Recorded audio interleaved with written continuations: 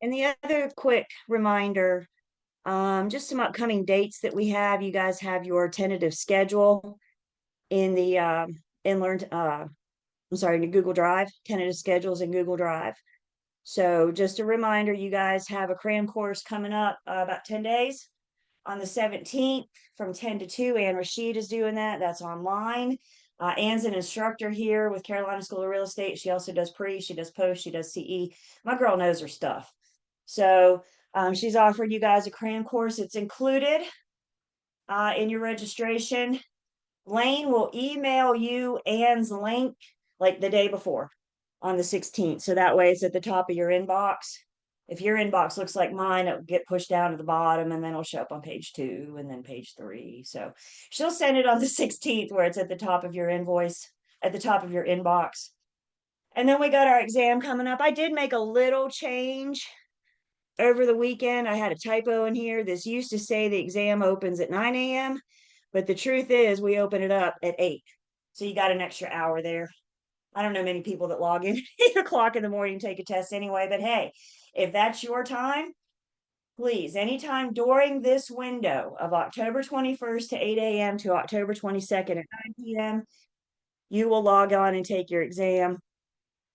You guys have, please make sure you're looking at the video tutorial in the email from Lane so you know what to expect. But you'll be getting the email from Becky that the tutorial is talking about, probably the 19th, 20th, somewhere in there. So just some making sure we're on the same page with some dates. Again, the retake, if you're eligible, we have those dates scheduled as well. So hopefully you have all this penciled in, but I think sometimes it's good reminder, it's good refresher. Do I have any questions about our upcoming dates, our next couple weeks together, really?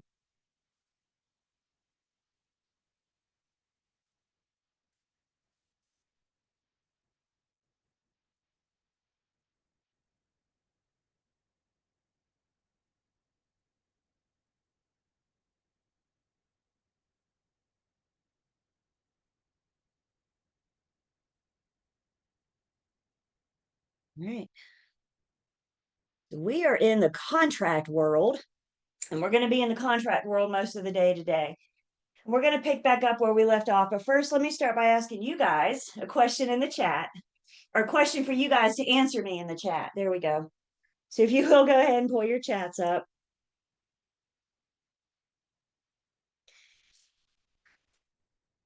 And last week we got started on almost the whole way through basic contract law. So, not necessarily if real estate's involved or not. We're going to bring real estate into the mix in just a minute.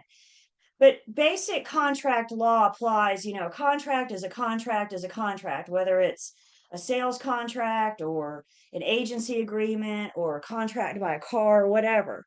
A contract is a contract. A lease is a contract.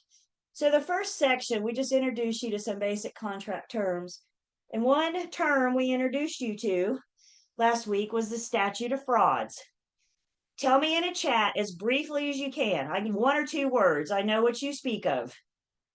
Very briefly, tell me in a chat, what does the statute of frauds require?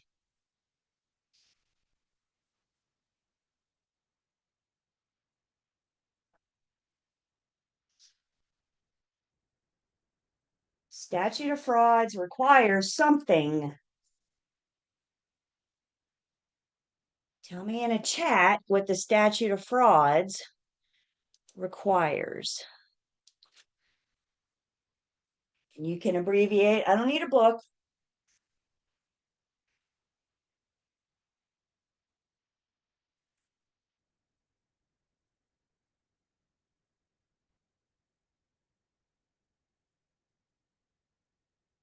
It requires something about the contract. Yep.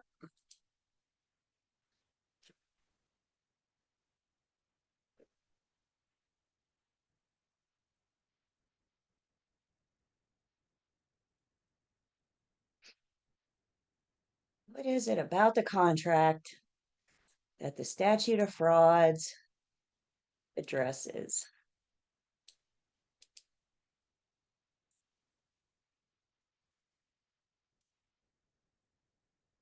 Give you another moment to weigh in, warm up.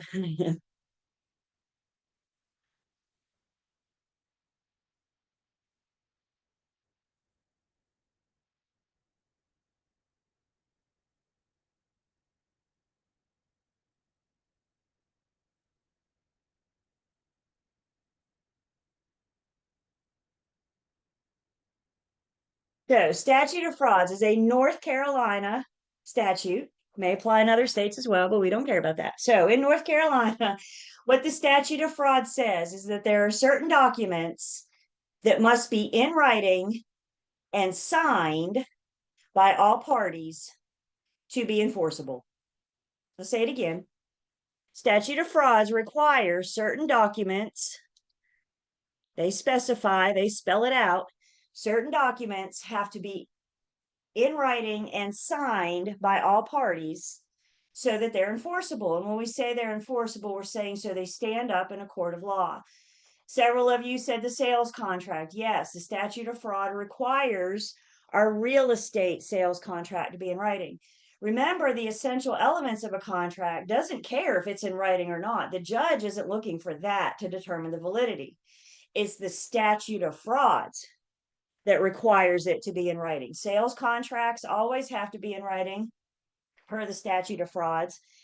The other thing it addressed that a couple of you brought up, it also requires leases more than 3 years. So from the onset, from the making, from the beginning, if you and I enter into a lease today, and that lease is going to end more than 3 years from now, statute of frauds requires that to be in writing to be enforceable. That's what the statute of frauds is all about, to make things enforceable. Questions on that?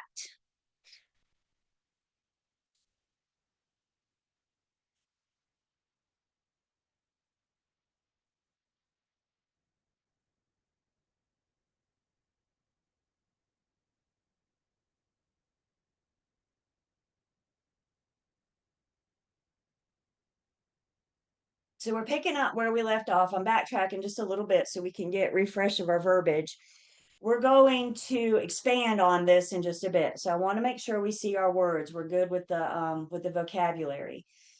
We are talking about the offer. An offer is made, it's considered, and fingers crossed, it's eventually accepted, but acceptance isn't a requirement. You can reject an offer. There are two parties to the offer. And guys, since we're in basic contract law, I can't call them buyer and seller, tenant and landlord.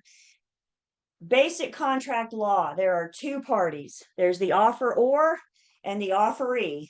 If we can see my play on words, I think it'll help as we get into the conversation of buyer and seller, landlord and tenant. The offeror is the one giving the offer, the one presenting the offer. And the one that they are presenting the offer to is the offeree or the receivee of the offer. I wouldn't put it past them to throw offeror and offeree at you in an exam. It's way too easy to say buyer and seller. So we need to understand the basic terminology here. Offeror is the one giving or the giver of the offer. The offeree is the one receiving or the receivee of the offer. So an offer has been made. The offeror has given an offer to the offeree. All offerees always have 3 choices when they receive an offer. Option number 1, the offeree can accept the offer. If they're accepting the offer, they're agreeing to, hear me, all of the terms exactly the way they are. 1 penny, 1 minute. It doesn't matter how small and insignificant it seems. If I make you an offer for something for 100,000 and you come back at 100,001, we don't have acceptance. So if the offeree accepts the offer, they're agreeing to all of the terms exactly how they are. Option number 1. Offeree's option number 2, thanks but no thanks. It's a flat out rejection. The offer has been rejected. It's dead on the table.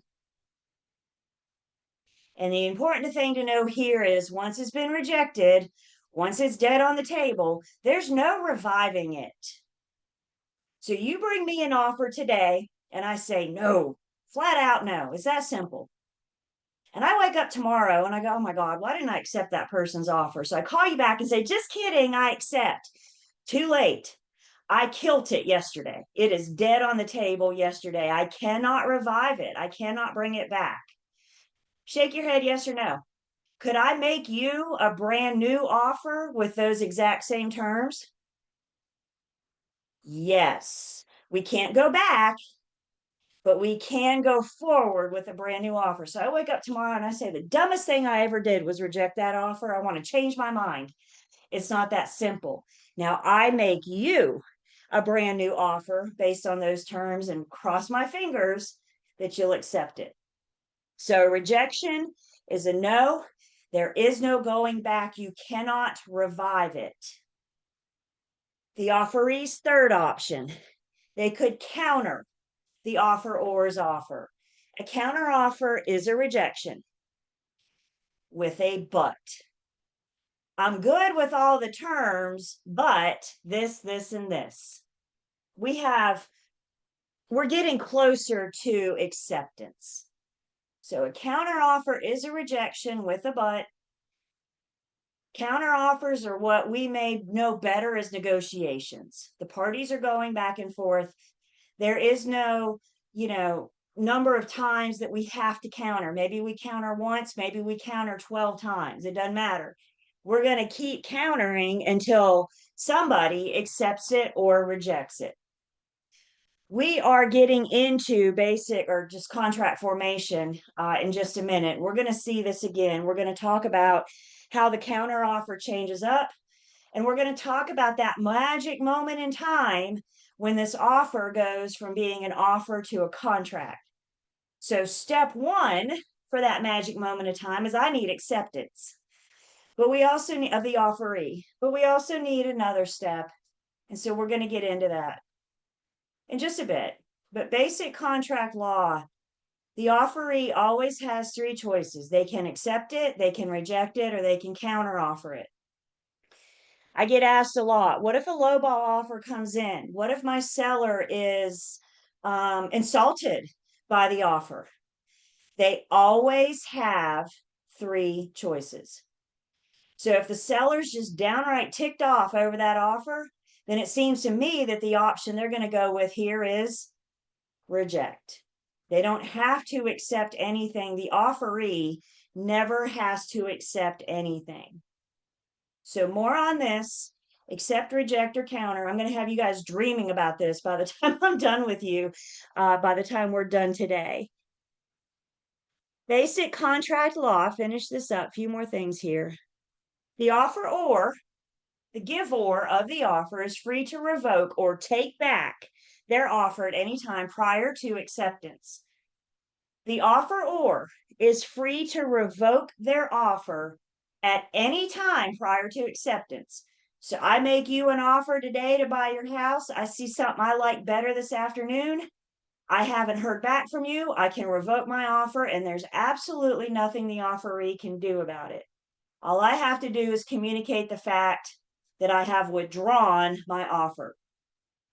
So the offeror is free to revoke their offer at any time prior to acceptance, even if they put an expiration date on the offer.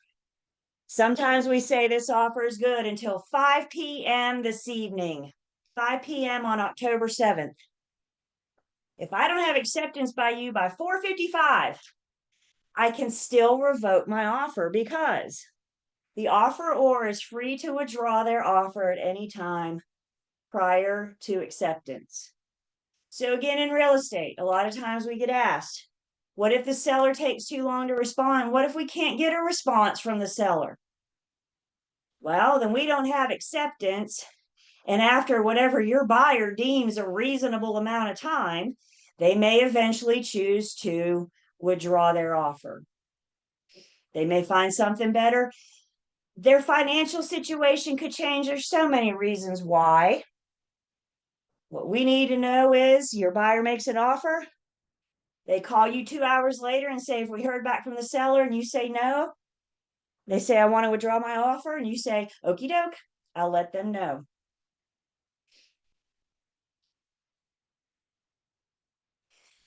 The last thing then, we were so close to finishing this section the other day, but the last thing to finishing this is talking about how offers terminate. Please note, I'm still talking about the offer. We're not under contract yet.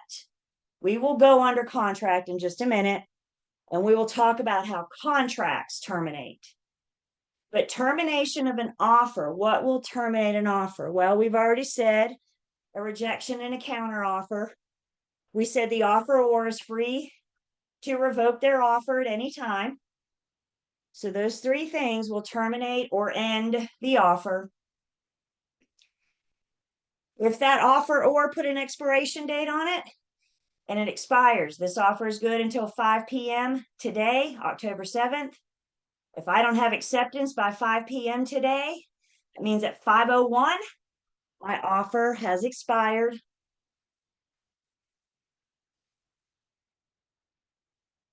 Death of either party will terminate the offer. So we're in the throes of negotiations. Again, we're bring real estate into it for just a second, just for an example. We're in the throes of negotiations. We don't have acceptance yet. We're still negotiating, and buyer or seller pass away. That will terminate the offer. Fun fact,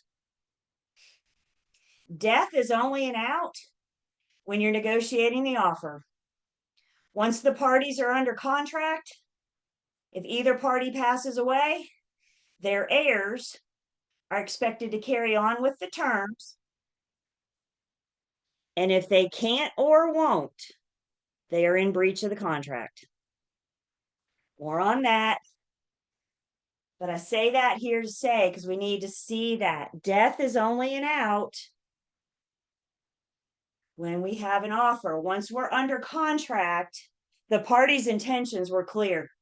Because I got a signed contract in my hand saying this person wanted to sell or this person wanted to buy. So their heirs will carry through with the terms. And if they can't or won't, they may suffer consequences of breach.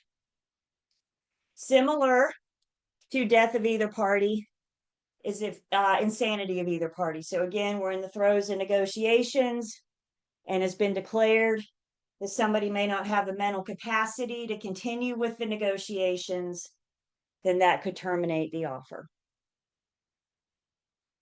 Questions?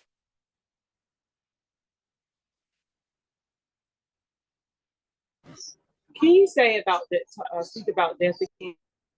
Yeah, death is only an out when we're dealing with the offer. Once we're under contract, the parties' intentions are clear. Once we're under contract, death is not an out.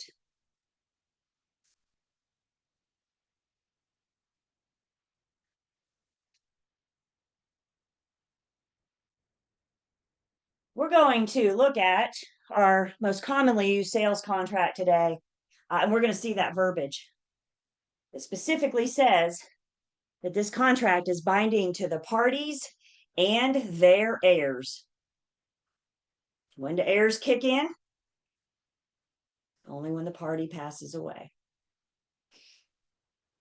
So basic contract law is what we've covered so far. Again, maybe it's about real estate, maybe it's not. It's contract law 101. The key to that first section is the terms, the vocabulary, understanding, having a basic understanding what the words mean. Knowing what the words mean will help us better use and navigate these contracts and offers that we use every day. So this next section, we're getting into real estate. We're going to talk specific about our sales contract. And let me be very clear. In Unit 3, we looked at agency agreements. Agency agreements are a form of a contract.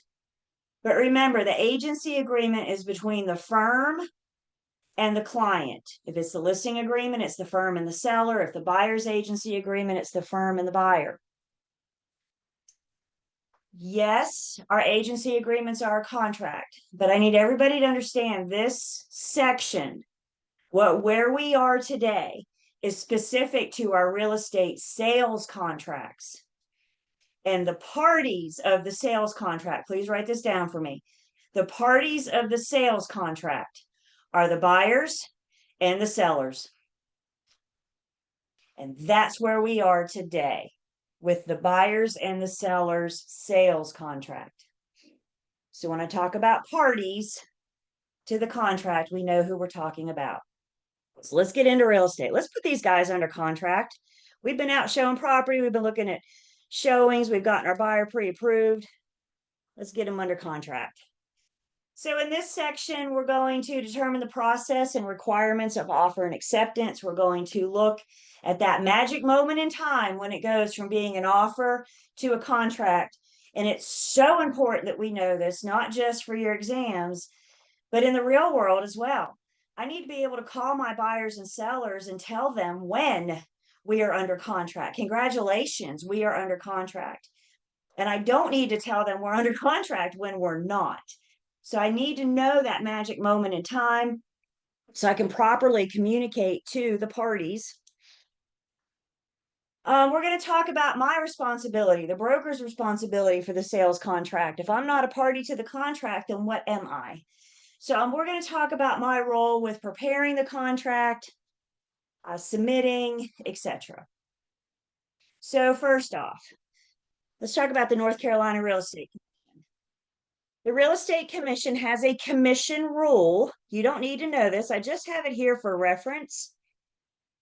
But there's a commission rule 58A.0112 that says if a North Carolina real estate broker is going to use a pre-printed form, Commission Rule 58A.0112 spells out what must be in it. So as a broker, I don't have the authority to use any pre-printed form I get my hands on. As a broker, as a licensed broker, I can only use the pre-printed forms that fall under that commission rule. The Real Estate Commission makes the rules, not the forms. Another fun fact for you. Our forms come from NC Realtors. That's not the fun fact. So the agency agreement that we looked at, the sales contract we're getting ready to look at, most of the pre-printed forms that you guys are going to encounter in the real world come from the North Carolina Association of Realtors. So there's the National Association of Realtors. NC Realtors is the state level. The Real Estate Commission this is the fun fact. The Real Estate Commission only provides us with 3 forms.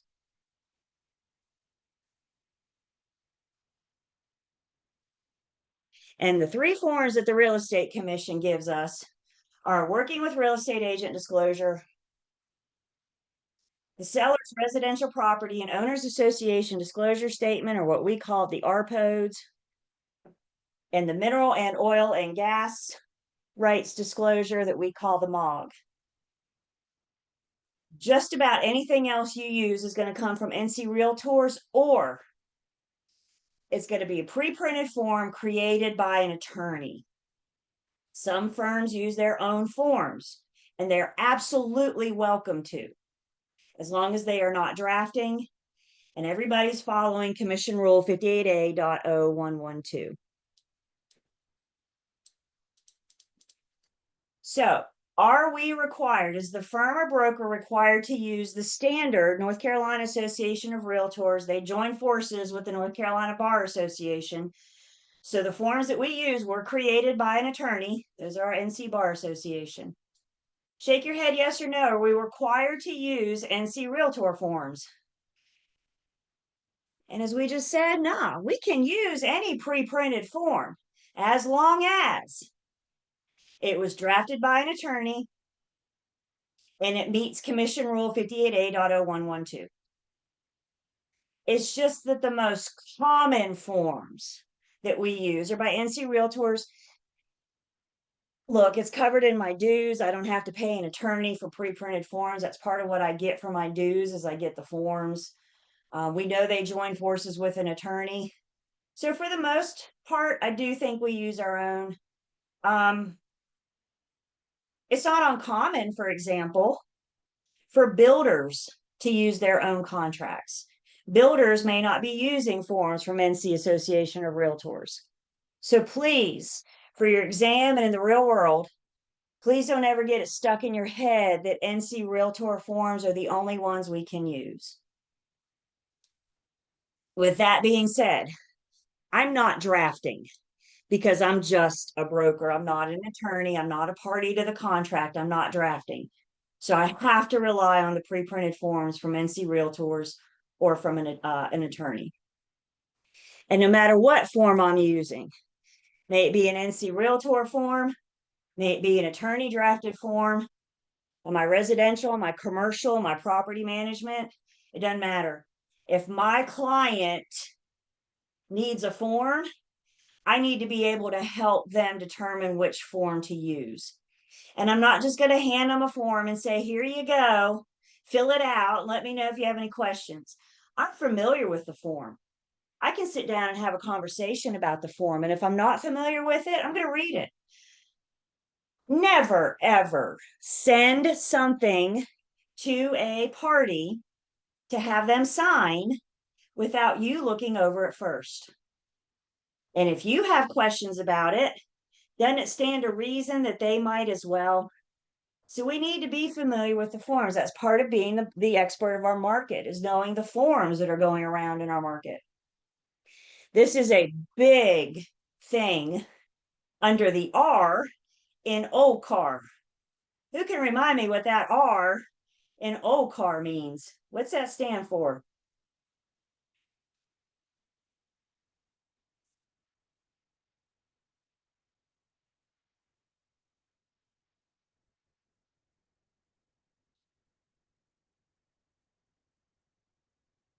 You guys are so fast typers. Yes. The R in OCAR, we're kind of dancing around it. The R in OCAR is reasonable skill, care, and diligence. The R in OCAR is reasonable skill, care, and diligence. And reasonable skill, care, and diligence says, I know the form I'm asking my parties to sign. I'm familiar with it, and we're using the right one. I try to operate by super simple philosophies. And one of my super simple philosophies says, when in doubt, find out. If you don't know if this is the right form, you got the resources, you got the tools, you got a BIC, you can find out. You're not going to be able to look at the commission and say, well, I didn't know. It's out there. So reasonable skill, care, and diligence says we're familiar with the forms that we're using on the regular. And since I am not a party to the contract, I can't draft. So this is why we're relying on these standard forms or the attorney prepared. So either our standard forms or our NC Realtor forms or our attorney prepared. Again, the builder might be using an attorney prepared form. Again, you guys, this is so important because you're going to get asked on the regular in the real world. Can't you just add this? Can't you just cross that out? Can't you just do this? Remember, you guys, it's not the consumer's job to know my job. Prepare for them to ask. But we need to know how to respond. And since I'm a broker, I'm not an attorney, and I'm not a party to the contract, no, I can't just. They come to us because we're a lot cheaper than attorneys. So they come to us first, and we need to know when to stay in our lane. So maybe you've been picking up on something I've been saying. I'm saying the brokers cannot draft, but guess what? The parties to the contract can. Buyers and sellers can add and delete. They can change verbiage. They can say, this doesn't apply to us. We're going to cross this out. We're not going to do it. Another one of my super simple philosophies, just because you can doesn't always mean that you should.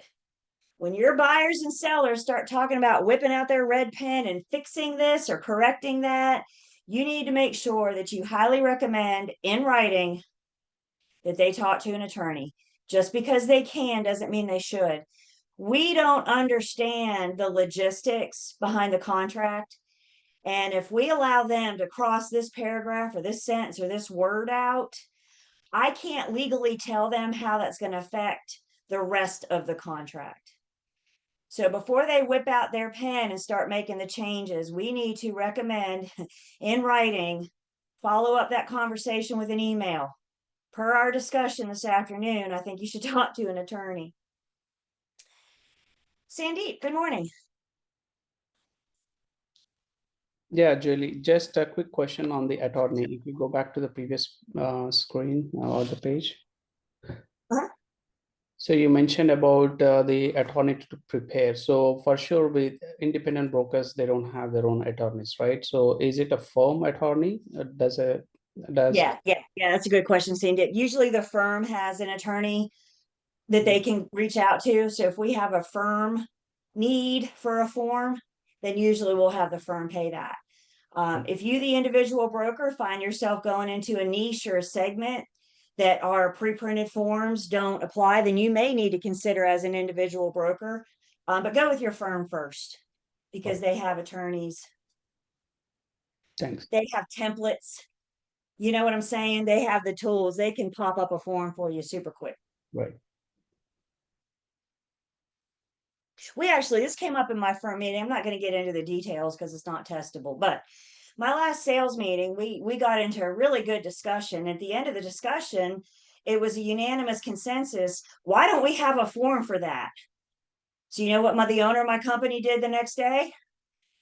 She called our attorney, and guess what we have now? We have a form for that. We have a firm form that only the members of my firm can use. So yes. And it's good if the firm knows one of those people. So all I've done so far is given you a bunch of things you can't do. You can't draft, you can't add, you can't change the pre-printed words. You cannot change the pre-printed verbiage. So let's talk about what we can do. And as a broker with the pre-printed forms, the only thing I'm allowed to do is fill in the blanks. So very similar to what we saw in our agency agreement, we have blanks to submit, and that's what I'm responsible for. I need to make sure I'm doing it accurately. Understand the enormity of what we're doing here, you guys. I'm creating a legally binding contract for a buyer to buy a house. What's the price tag on that house? And I'm the ones that are facilitating creating this legally binding contract for the parties, which is another good reason why we need that reasonable skill, care, and diligence, because this isn't about me. This is about the clients. This is about the customers. This is about the buyers and the sellers. The big picture. The broker does not belong in the contract. I have one place for us to put in our notification information. We'll see that. It's a supplement page to the contract, though. It's not actually a part of the contract. So when it comes to the broker, the big picture is that we don't belong in the sales contract because we are not a party to the sales contract. Who are the parties? Let me see your mouths move. Who are the parties to the sales contract? Buyer and seller. I didn't see anybody's mouth go broker or agent. Is everybody with me? So the big picture is this is not my deal. The big picture is the broker doesn't belong. Specifically, the commission calls out two things that must never be in a sales contract provided by a broker. Thing number one, any mention of my commission. Where do we agree to our commission? Where do we hash that out and agree to it?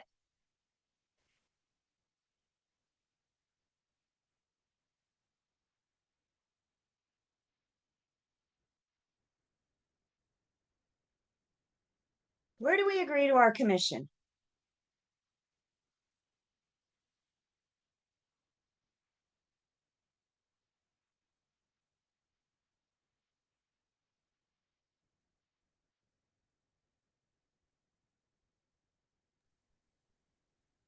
The agency? There it is. We agree to my compensation, bonuses, commission in our agency agreements. We've already created agency by the time we get to the sales contract, guys. We've already decided by the time we get here, we have a signed agency agreement. Remember, the only oral thing I can do is oral buyer agency up until the time I'm ready to present the offer. When I talk about a contract, we're past that. So all agency agreements are solidified in writing. All agreements to commission, compensation, bonuses, whatever you want to call it, is all hashed out in our agency agreement before we get to the sales contract. The other big no-no the commission never wants to see in our sales contract is any attempt to disclaim my liability. If I don't agree with what my buyers or sellers are doing, if I think they should do something different, remember, I can't make anybody do anything. All I am is a fact finder. I provide the information for you to make an informed decision. And despite my knowledge, my experience, my real estate license, despite all that, sellers very well may look at me, buyers very well may look at me and say, no, I'm not doing that. I cannot put something in the contract to protect myself because the sales contract is between the parties. It has nothing to do with me. I had a buyer a couple years ago. I'm going to be really nice. Girl was crazy. Crazy. That's me being nice. So she didn't want any inspections, amongst other things. She didn't want any inspections. There was concern about pests in the crawl space. She's like, no, I don't want a pest inspection. Are you kidding me? It's like $85 and I'll answer your questions. And we don't have, no, I'm not paying that kind of money for a pest inspection. Smile sweetly. They're the ones running the show. They're the ones making the decision. That information did not go in the contract to protect myself. We do have a form for that. And that's what this is about. If I feel the need to protect myself, there's probably a form for that used to protect ourselves. So you'll meet the form. It allows the consumer to go through and select or waive various services. And one of those services was the pest inspection. So amongst others, she waived that service. That's where you disclaim your liability. Again, the big picture says you and I, brokers, do not belong in our sales contract because that's between the parties. That's between the buyer and the seller.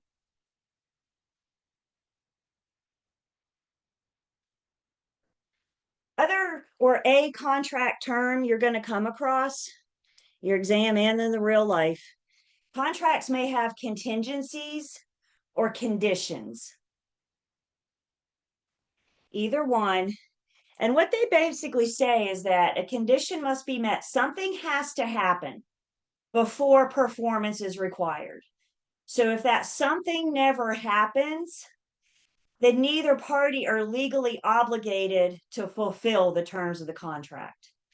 So contingency says before we do B, we must first do A. If A never happens, then everybody's off the hook because we never go on to B without A. So in real estate, what are some common contingencies you're going to come across? One contingency might say, I don't have to buy your home if I don't sell mine. What's my contingency on me buying your home? I got to sell mine. So if I don't sell mine, I'm not legally on the hook to buy yours because we have created a contingency. Me buying your home is solely based off of me selling mine first. Another contingency in real estate you might come across, I don't have to buy your property if I don't get loan approval. which means this contract is contingent on me getting loan approval. And if the lender comes back and says denied, then I'm not legally obligated to perform. If A never happens, I'm off the hook from doing B. Both of us are off the hook. This is what we need to know about contingencies and our current pre-printed contracts. Our current pre-printed sales contracts do not have any contingencies. There are no built-in contingencies in our contract. With that being said, shake your head yes or no. Could the parties agree to add a contingency? And the answer is sure. We can create it. We can add it. Do you guys hear my words? It's got to be created. It's got to be added. It doesn't happen. I don't have anything built in. Whether or not we're working with contingencies, quite frankly, depends on the market. We're coming out of a very, very strong seller's market. We're still in a seller's market. It's not as strong. We're getting closer and closer to a neutral market. Contingencies have not been a way of life for the last several years because sellers are getting 10, 20, 30 offers. And if one of those offers, or they were, if one of those offers has a contingency in it, that's a really good, quick way to rule that one out, isn't it? So understanding the market, if we were in a buyer's market or when we get back into a buyer's market, probably going to see these things popping up more because now the buyer's in control. Like, look, I'm not legally on the hook to buy your house if I don't sell mine. And the seller may be in a position where they have to say, okay. So again, you guys, my current pre-printed sales contracts do not have any built-in contingencies. But the parties can agree to add one. The other fun thing about this, you know, I say all the time, I got a form for that. I got a form for that. Yeah, we do not have a form for this. I don't know why, but we do not.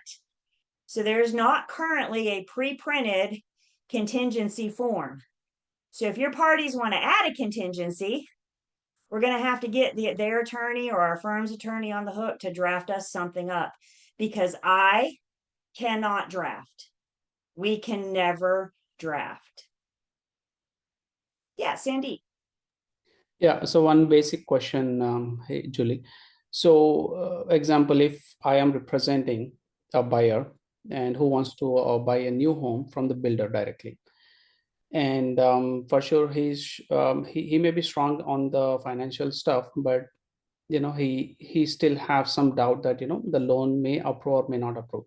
So in this case, how we should proceed, and who is going to prepare that contingencies?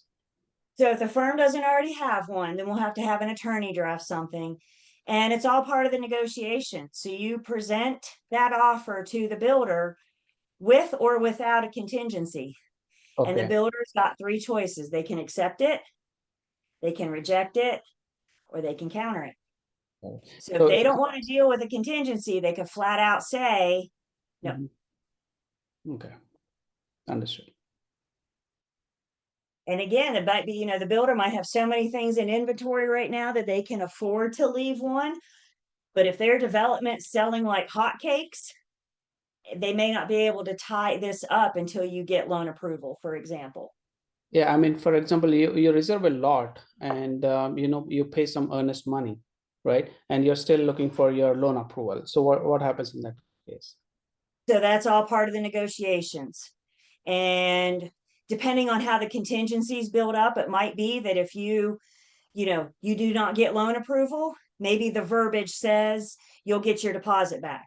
Maybe it doesn't. So that's why we need to see the form. That's why we need to draft the form and be familiar with the form. So I can look at my buyer and say, understand, if you don't get loan approval, according to this, you're going to lose your deposit because that's what the contract says. Okay.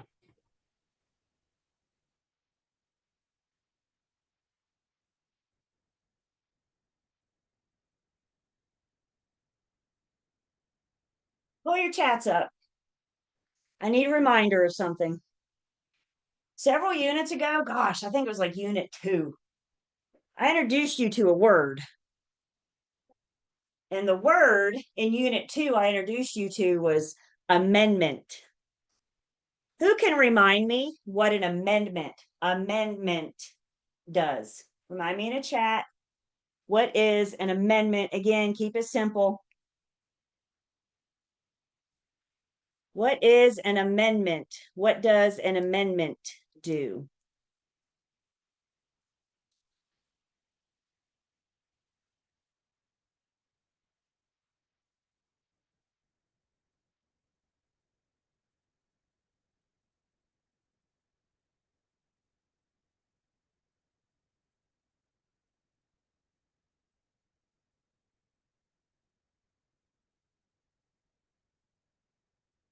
Specifically, where we introduce the word amendment, we're talking about zoning, one of our zoning terms. So if we have a zoning amendment, and the word I'm looking for, let's see, got a few more you weighing in. The word I'm looking for, keep it simple, you guys. The one word answer to an amendment is that it is a change.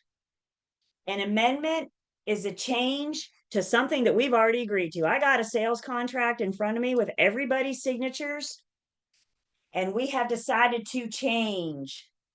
Maybe we're negotiating something in lieu of repairs, for example.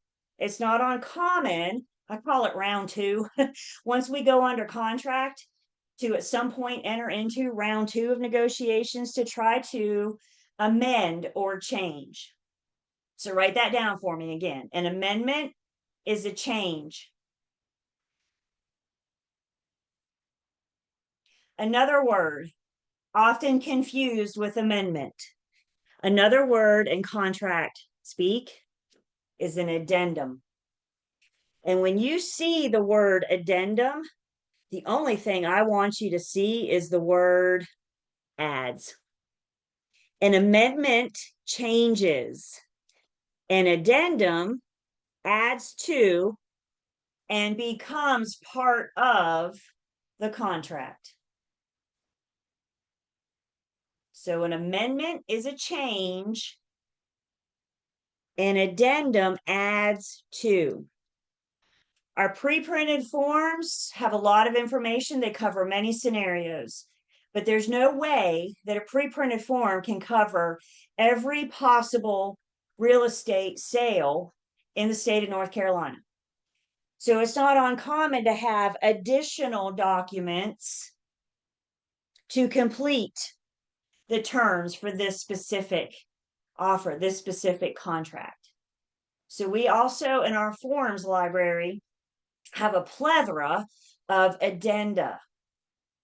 It adds to and becomes part of, upon acceptance, becomes part of the contract. We're going to discuss some of the more commonly used addenda. We're not going to look at the form, but we're going to discuss a few so we get a very basic understanding of what they're going to add to, what they're going to create. Right now, though, we're just making sure we're good on the words. An addendum adds to. An amendment is a change. Addenda start off when we're negotiating the offer. Amendments don't come up until we're already under contract. We're entering into round 2 of negotiations. Questions on anything so far?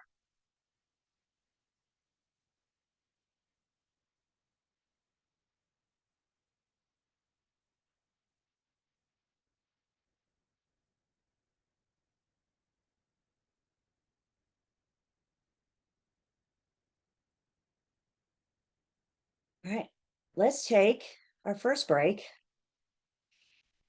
When we come back, more on contracts. I got us a Halloween spooky pumpkin for our timer now.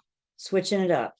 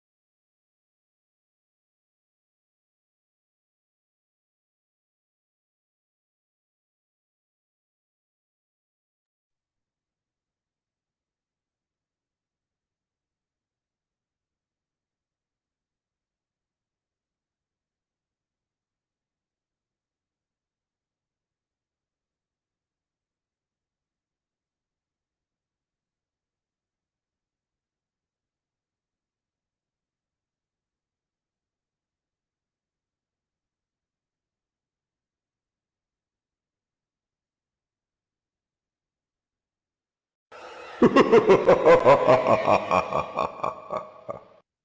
we're back. Is he making noises at you? Good. That's the best part.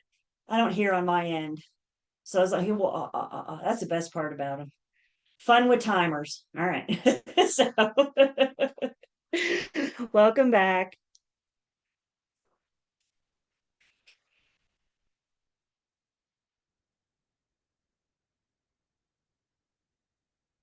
Cameras are on.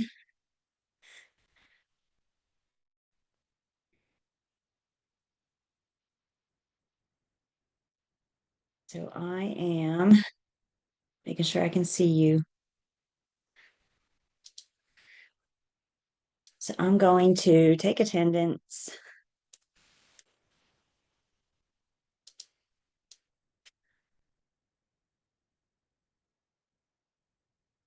Let's get back into some contract world.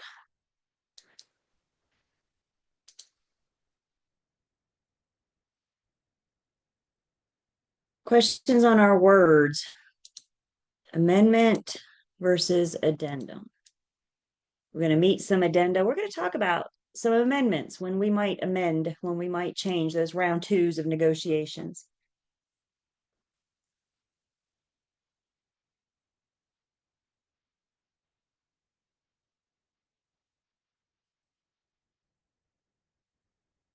So let me ask you guys a question. You can shake your head, yes or no. Can I, the broker, make recommendations, make suggestions about what buyer or seller put in their offer?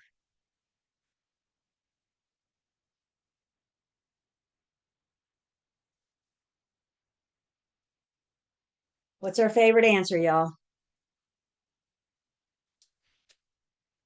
It depends on what suggestions or recommendations I can make. And what does it depend on? Let's go back to unit 3. Am I talking to a client or am I talking to a customer? If I'm acting as an exclusive agent or a designated dual agent, that's what they have me for. This is this advocacy. This is that part I'm going to play. I'm going to say, well, I know you said you wanted to make this offer, buyer, but I'm telling you, the market is, thank you. The market is really strong right now and other offers are coming in. So I suggest we do this, or we put down a bigger deposit or something like that. Remember, all I'm doing is making suggestions. I still can't make them do anything. But if you're my client, if I'm acting as an exclusive agent or a designated dual agent, then we're going to have these conversations. We're going to make suggestions. We're going to talk about what I think would make your offer look strong to the seller, given the market that we're in. However, if I'm a dual agent, or if I am a seller sub-agent, you are my customer. You don't get that kind of service. It's the difference in first class versus coach. Remember, as a dual agent, if I'm making suggestions, I'm suggesting against the other side. And my firm has a duty to both. So knowing your role, understanding your role in this transaction is going to help guide us on what we can and can't do when it comes to filling in the blanks of the offer, trying to create a good offer, if you will. Who signs the offer? Well, when the buyer, generally speaking, most of the time, the buyer is the one, the starting is the offeror. And the offeror, before they can present their offer, the offeror has to sign the offer to show that we're serious, to show we're legit. If I brought you an offer to buy your house, but I didn't sign it, you would question how serious I am. So the buyer is the offeror, is going to sign. Eventually, to have contract formation, we eventually need both parties to sign. If either parties have a power of attorney, that power of attorney can sign on behalf of the buyer. They can sign on behalf of the seller. So power of attorney gives somebody that authority. There's a document drawn up by an attorney somewhere. We need to get our hands on that. Because the closing attorney, for example, needs to know who's signing on behalf that they can sign on behalf of the seller, on behalf of the buyer. We actually had a closing this morning. I believe it's happened. I haven't heard otherwise. So we actually had a closing this morning where a lady had POA over our owner, our seller. And I mean, they needed that POA everywhere. Even when she went to a notary to sign her closing docs, they needed the POA to prove that she was the person that could sign on behalf of the seller. So it's the parties that sign the offer and the contract, for that matter. It's the parties that sign unless somebody has POA. Again, what I need us to hear is that you and I cannot, because the broker is not a party to the sales contract.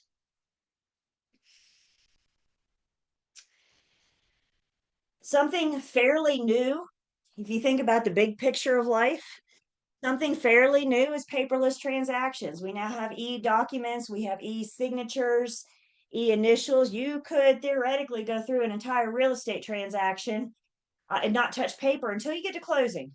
We still like our paper at the closing table, more on that. But theoretically, you could create agency, you could go under contract, you could get the whole way up to that point with never touching a piece of paper. E-documents, e-programs were around before real estate adopted them. And the reason being is because law takes time to catch up to the technology. So the technology was there, and real estate said, okay, we need a law to tell us what we can and can't do with it. And that law that came to be is the Uniform Electronic Transactions Act, or the UETA. And this is what regulates, what allows e-signatures, e-documents, these paperless transactions. By the way, we have a state level. It's the North Carolina Uniform Electronic Transactions Act. This says the same thing. And until this came to be, until this act was created in real estate, we weren't using paperless stuff yet. Now we have it, we can, and again, sometimes closing, you can go paperless, but for the most part, we still like our paper at closing. Another big thing that the UETA says is that once the parties agree to use their e-signature, once they agree to use their e-signature, what they're agreeing to do is that e-signature is just as binding as if you handed them a pen and a piece of paper and said, sign here. You guys have all e-signed something? I know you have. You had to for Lane. Does your e-signature look anything whatsoever like your real hand signature? Probably not, does it? Good. Mine does not even. So I think for most of us, what I were to sign versus what I were to e-sign, if you were to do a side by side, there'd be no comparison. And that's why it's important that we have these laws to make sure that everybody understands an e-signature is just as binding as a wet signature. Now, you guys had that contract for Lane. She uses a program with you guys called DocuSign. Nope, Dotloop, DocuSign, SkySlope. We have several different companies out there. Your firm has a relationship with one of them. So they will introduce you to their e-signing program. So you guys clicked on the link from Lane to sign the contract from the school back when we started. And you got into Dotloop to sign. And there was a button, there was a link that said terms and conditions. And you guys clicked on those terms and conditions and you carefully read all those terms before you adopted your signature. Yes? No, you did not. No, you did not. How many times did we click on that link? How many times did we click on the term button? Let's be honest with each other. Had you had clicked on that terms before you signed, one of the terms is that you agree under the UETA that your e-signature is going to count as your wet signature. They have to agree to the terms of that.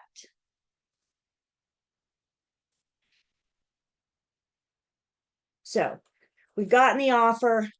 You're working with a buyer. You know that your buyers found the one. We showed them a property this morning. They said, God, this is the home I've been looking for. This is it. Let's write it up. That's my cue to go get a blank pre-printed sales contract and start filling in the blanks. Particularly working with buyers, you need to stop and ask yourself, if we've been an oral buyer agency, I'm still writing the offer, I'm filling in the blanks, how much do you want to offer, when do you want to close? We're still writing the offer. But before I can present it on my buyer's behalf, if I am currently an oral buyer agency, before I can present, in other words, before I can contact the seller or the listing agent and say, we have an offer for you, I've got to make sure that all of my agency agreements are in writing and all agency points have been agreed to.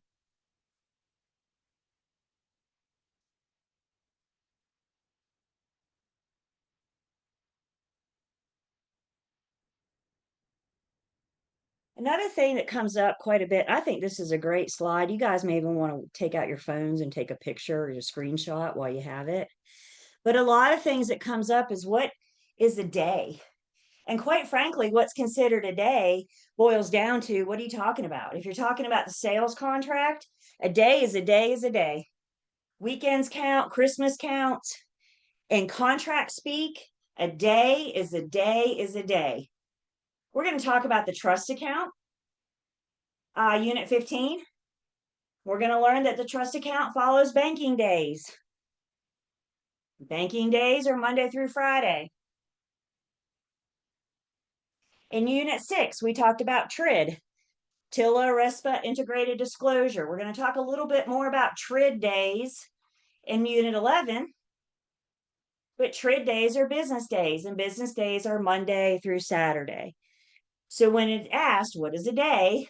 You need to know what you're referring to. Is it the contract? Is it TRID? So in this section, since we're in the contract, a day is a day is a day. Every single day counts in contract world. It's a calendar day.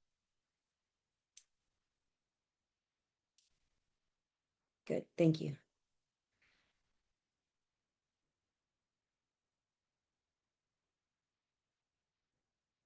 So the buyer or the buyer's agent has presented the offer to the listing agent. The buyer's agent has called the listing agent and said, here's our offer. It's the best offer you're going to see. We're so excited. I know you guys are just going to gobble it up. We cannot wait to work with you. The listing agent says, I thank you for your offer. Please and thank you still go a long way, y'all. So I say, thank you for your offer. I will discuss it with my seller and we will be back in touch. Listing agents, you have a time limit on when you can present that offer to your seller. If you are presenting a counter offer to your buyer, we have a time limit. Maybe your buyer's going after for sale by owner, which means there is no listing agent to talk to.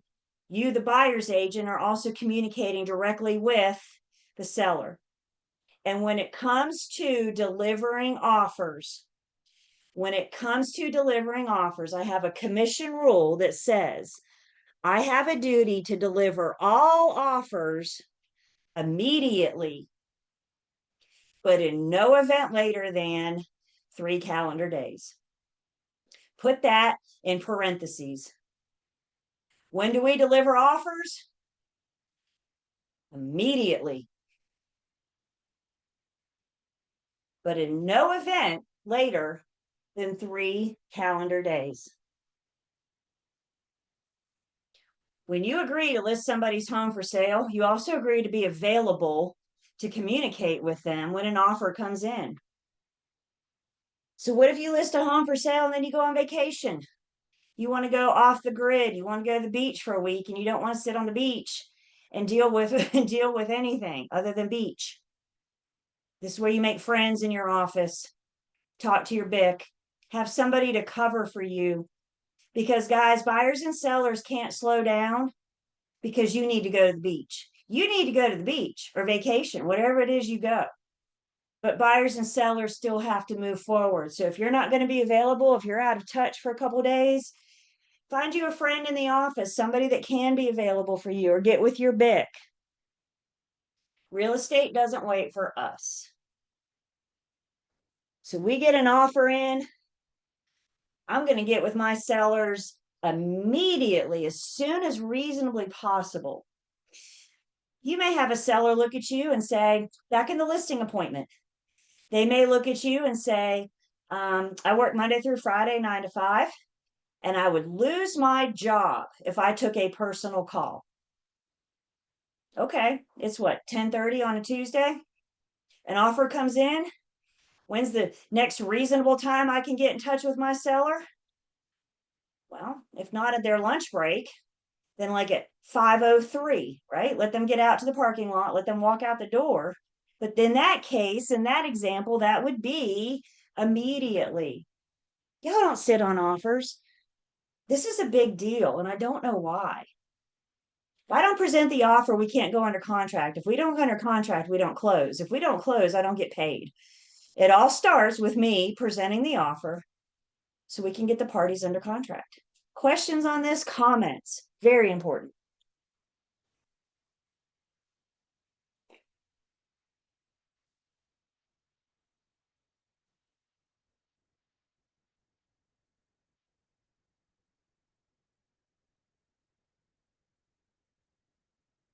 So I have this offer. I know I have to deliver it immediately, but how do I deliver it? How do I get it to the seller or the counter offer to my buyer or straight to the for sale by owner? And the answer is it doesn't matter. Any reasonable mean. Maybe it's email, maybe you hand delivering it. Maybe we're going to overnight FedEx it. If your party's on the other side of the country, for example. So how we deliver it, there's no right answer. It's any reasonable means.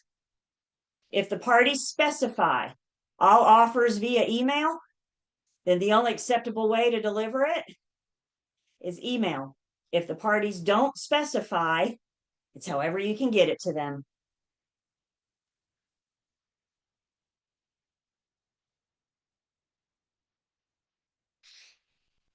My future listing agents, you very well may get a hot listing one day in which you get multiple offers.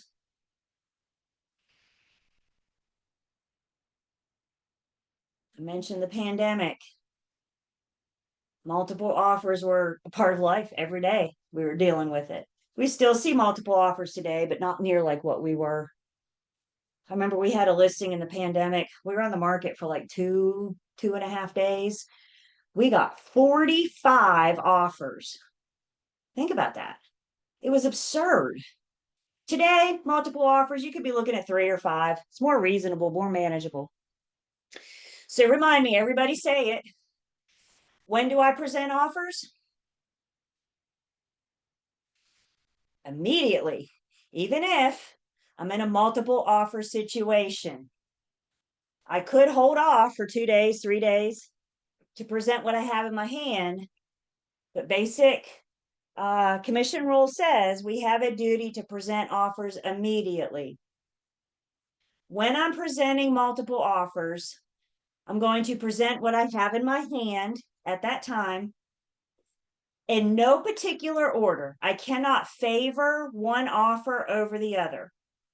So maybe we have one offer that stands out over the other two. The purchase price is higher, the terms are more like what your seller wants. I can't take that offer, put the other two off to the side. Let's decide what you want to do with this one. And if you don't accept this one, then we'll see what else we have laying around. I got to present all offers that I have in my hand immediately. I cannot favor one offer over the other. I'm here to lay out the facts. These are the facts of offer number 1. These are the facts of offer number 2.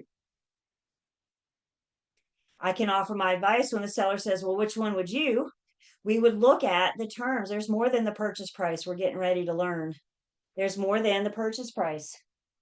And remember, to your sellers, it come down to time versus money. So which one looks better to them? It might be which one allows them to achieve their goals faster. My job is to help them sort out the 45 offers and decide which one is the best for them. But what if one of those offers the buyer was represented by the firm, which means the buyer could be in dual agency, which means the firm could collect both sides of the commission. Can I favor that offer? Wouldn't that be best for my firm? So can I favor that offer over all the other offers by all the other firms? No. What if I'm representing the buyer and the seller? What if I'm acting as a single agent, dual agent? Can't I favor my buyer off of all the other buyers' offers?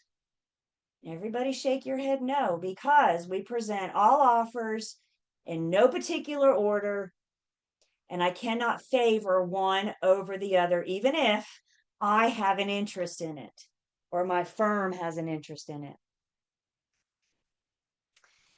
A tool that came out of the pandemic with this type of situation that I really liked. Listing agents, you get 45 offers. You got to present all this to your sellers. Yes, we're submitting the offers. We're sending them the documents. So they have that for their records. But also what they were doing was creating an Excel spreadsheet. And they were saying, like, here are the terms of offer number 1. Here are the terms of offer number 2, offer number 3, offer number 4. And that way we could do a nice side-by-side comparison of just the terms. Still sending them the actual offer, still sending them the document. The fact that we have multiple offers is not a material fact. Multiple offers are not a material fact, which means I don't have to disclose if we have multiple offers. Whether or not we disclose we have multiple offers is up to my seller. We have the conversation with them. We give them the options. Look, this is a hot market. This is a seller's market. This home sits right in the sweet spot. So I have a feeling as soon as this thing goes on the market, we're going to start attracting interest and we might have multiple offers. Mr. and Mrs. Seller, if we do have multiple offers, would you like me to share that information with other offerors? Some sellers, well, either way, I'm going to help my sellers understand. Some buyers, when they find out they're in a multiple offer situation, that buyer will up their game. They'll up their purchase price. They'll come in with a stronger offer. Other buyers, when they find out they're in a multiple offer situation, will run away. They don't want to deal with that competition. They don't want to deal with that scenario. So whether or not we disclose the presence of multiple offers is up to my sellers. Listing agents, if your seller says, no, I don't want you to disclose that, you need to be careful. Because other agents are going to call you and ask you straight up, do you have other offers on your, do you have other offers? I never have a golden ticket to lie. So if I have multiple offers, I can't say, If I have multiple offers, then I'm very honest. My seller doesn't wish to disclose whether or not we have multiple offers.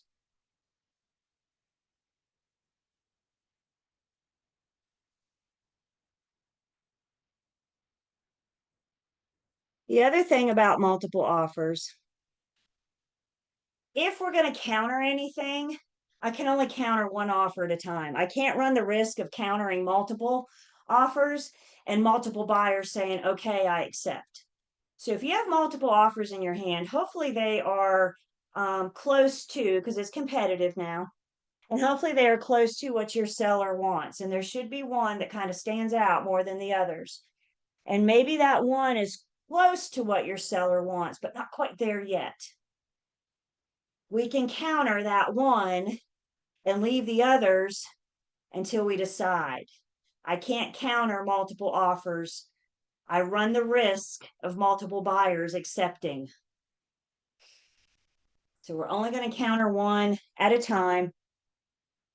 And remember, all those buyers, all those offerors that are sitting around waiting on us, they can revoke their offer at any time prior to acceptance.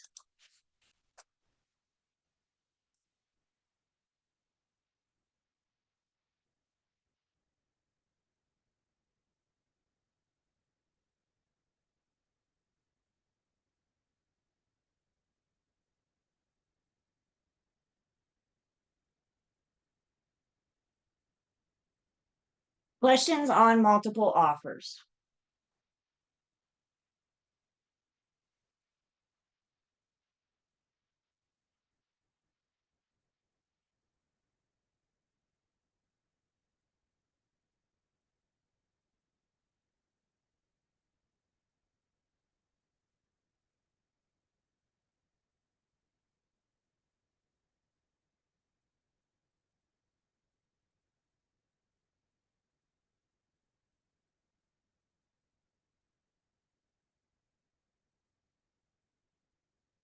Here's another thing, another commission rule we need to know. I can't pit the people together. I cannot disclose the terms of an offer without the offeror's consent. So listing agents, you got multiple offers. Remember that other agent that's going to call you and ask you, do you have other offers in your hand? And let's say your seller gave you the permission to say yes. Yes, we do have multiple offers. The next reasonable question that's going to fall out of that agent's mouth is, what's the highest priced offer you have in your hand right now? There's no rule that says they can ask. The rule says how I answer. If I respond, oh, I got 215. I've just disclosed the terms of an offer without the offeror's consent. There's no rules about people calling you and asking you. The rules address how you respond. So when the other agent, you have multiple offers? Oh yeah, we got multiple offers. Naturally, they're next going to say, what's the highest priced offer you have in your hand right now? My response is going to be to remind them that I cannot disclose that. They know that, by the way. I cannot disclose that. So I suggest that your buyer brings me their best offer. Your buyer brings me their best offer, and we will consider all offers that we have in our hand at that time. Flip the coin. What if you're a buyer's agent and you're working with two buyers that become interested in the same property? I can't pit them together. I can't be like, well, I know for a fact this is what the Smiths are offering. Well, the Jones are cash, so that's going to be hard to beat. I'm disclosing terms of the offer, or I'm pitting my people together. So what we're going to offer, what we're going to write up is top secret, y'all.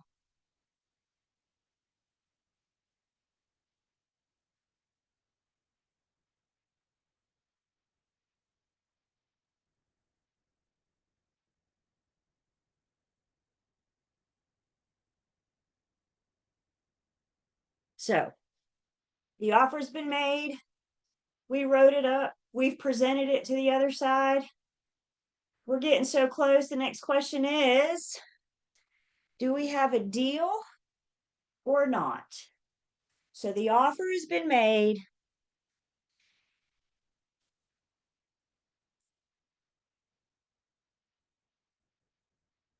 Let's see. Question comes in. Are we as seller's agent allowed to say something like, I have offers above asking? That's awfully gray, because you're telling them they know what you got it listed for. And while you're not being specific, you are disclosing that somebody is offering more than asking price. So it may not be specific, but you're kind of giving them that allude to that if you do more than asking price, you could get in. Again, they need to be coached to present their best offer, what they're comfortable with, and let the sellers decide.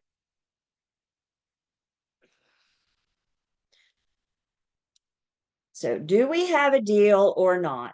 And this is probably one of the more important discussions in this unit. Again, not just for your exams, you will see test questions on this, but also in the real world. And the answer to this question is defining that magic moment in time when it goes from being an offer to a contract. And whether or not we have a deal depends on whether or not we have a contract. And in order to have a contract, I must have two things.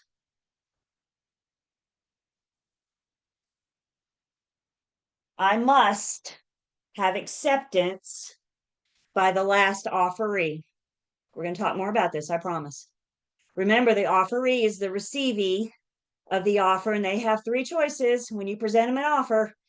They can, say it with me, accept, reject, or counter. So step one, I need my offeree to accept.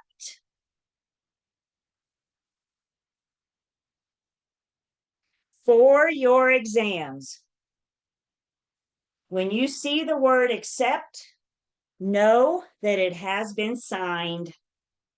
For your exams, when the exam tells you that we have acceptance, I don't need you to worry about whether or not it's signed or not. You do need to worry about that in the real world once you get licensed. Because in the real world, if you have verbal acceptance, you have absolutely nothing. And in the real world, when the other agent calls you and says, my guys have accepted, your knee-jerk reaction is going to be to say, but has it been signed? In pre-licensing world, is everybody hearing me? For my end of class exam and for your state exam, when you see that word accept, don't question it. On your exams, you know that it has been accepted.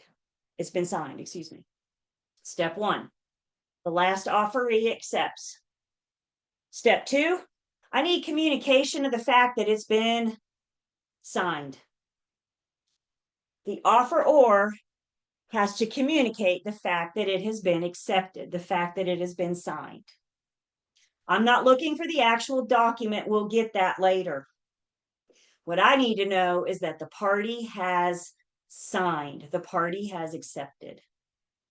So we're going to walk through some scenarios. We're going to create some contracts. We're going to see this played out. But this might be one of the more important screens that we have in this unit. Questions so far before we look at some samples here?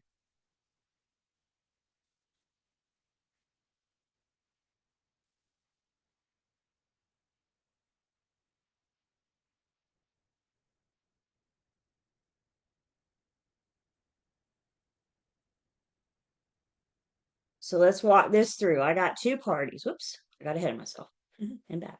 I got two parties. We've already introduced the two parties as the offeror and the offeree. Basic contract law, again, I would know what that means because basic contract law, there it is.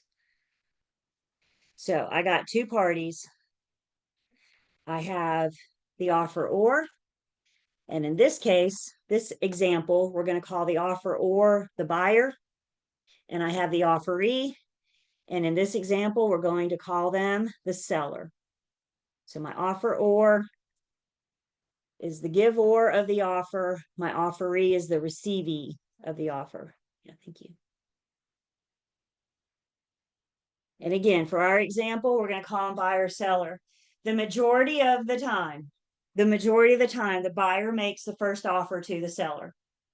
But please don't ever get that stuck in your mind that that's the only way that this works. Sometimes the offer or the seller can make an offer to sell to the buyer. I would be more focused on offeror and offeree than buyer and seller. Is everybody with me? I'm just using buyer and seller as an example. So the buyer, and we're not even bringing agents in the mix just yet. I'll bring agents in the mix in just a minute. So the buyer makes an offer to the seller. Buyer's agents, no, we'll bring the agents in the mix in a second. I'm sorry. So the buyer makes the offer to the seller. The offeror has made an offer to the offeree. As the offeree, the seller has three choices. Everybody rattle it off with me. What are the offeree's three choices? Always. They can accept, they can reject, they can counter. That was about the weakest thing I've ever seen. What are the three choices that the offeree has anytime they receive an offer? Everybody with me? They can accept, they can reject, they can counter. See why y'all gonna be dreaming about this tonight? We're just getting started. So you're the listing agent, for example. You call your seller, you say, hey, we have an offer. And the seller says, what do I do? And you say, well, you have three choices. You can accept it, you can reject it, or you can counter it. If we have acceptance, we're step one. We're one step closer to being under contract. We'll get to the rest of that later. If we have a rejection, then the offer is dead on the table. If we have a counter offer, though, counter offers get really interesting. A counter offer is a rejection with a but. The seller might say, I'm good with all the terms, but the purchase price and the closing date. Congratulations, we have a counter offer. And in a counter offer, the roles reverse. The seller has rejected the buyer's offer, and now they are making a brand new offer to the buyer. A counter offer is a rejection, and it's a rejection with a but. Now we got the seller, the roles have reversed. The seller's now the offeror, making a brand new offer to the buyer. If we counter again, the roles reverse again. Every time we have a counter, those roles reverse. So the seller said, I'm good with all the terms, but the purchase price and the close date. They've countered the buyer's offer. The buyer's now the offeree. As the offeree, what are the buyer's three choices? They can accept, reject, or counter. All offerees always have three choices. And no matter how many times those roles reverse, all offerees always have three choices: accept it, reject it, or counter it. There's no number of times that we have to counter. We don't have to counter at all. This thing could go back and forth 10 times. Presumably, when we start negotiations, the seller's up here somewhere and the buyer's down here. And hopefully each counter gets us a little closer and a little closer together. If we can never, once we get here, something's got to give. And the only two things that'll end a counter is acceptance or rejection.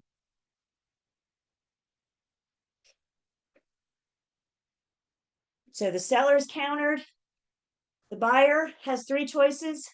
They can accept, they can reject, or they can counter. And let's say the buyer accepts the seller's counter offer.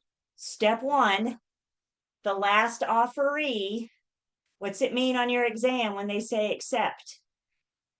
It means that they have signed. So the last offeree has accepted. Step one. And then step two, I need communication of acceptance to cross the line. I gotta let the offeror know that the offeree has accepted their offer. Congratulations, folks. We have acceptance and we have communication of acceptance. We are under contract.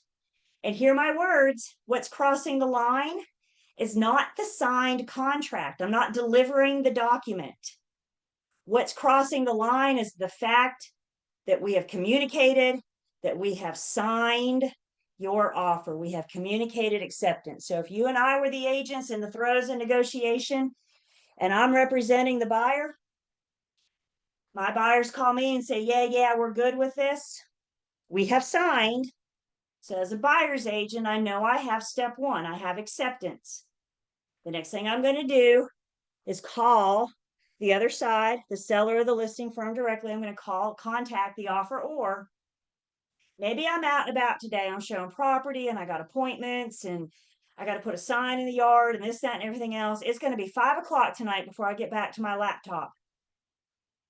What I'm doing right now is communicating acceptance. Hey, other agent in the transaction, my guys have signed. We are under contract. I will send the contract later to you today. I'm going to go back because we need to see what I'm saying. This tends to be a problem topic. I don't need delivery of the signed contract for step 2. I need communication of the fact that it's been signed to cross the line. The offeror must know that their offer has been accepted.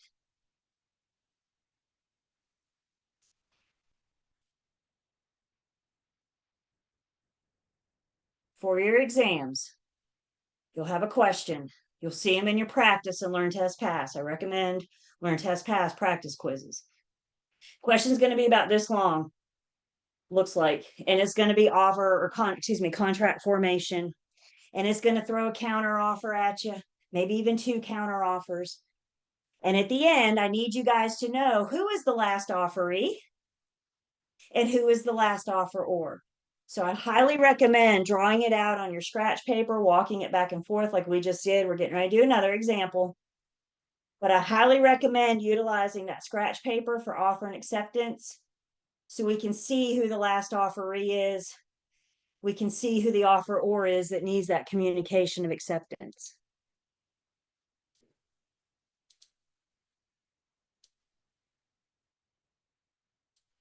So let's throw brokers into the mix. This is just offer or offeree.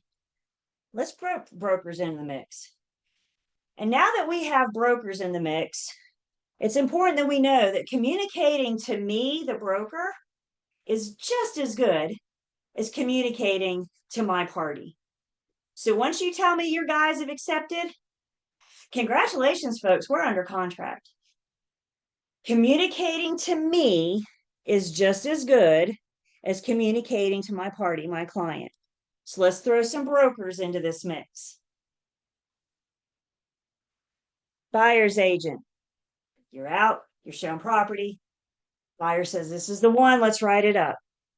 So you help your buyer fill in the blanks. We go over the terms, discuss what they want to offer.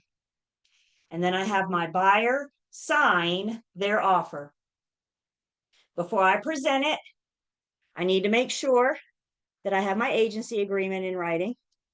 And now that I do, the buyer's agent, the selling agent, is going to present the offer to the listing agent. The listing agent calls their seller and says, we have an offer. And the seller says, wonderful, tell me about it. So you go over the terms, we have a conversation, and the seller says, what are my options? And you tell your seller you have 3 choices.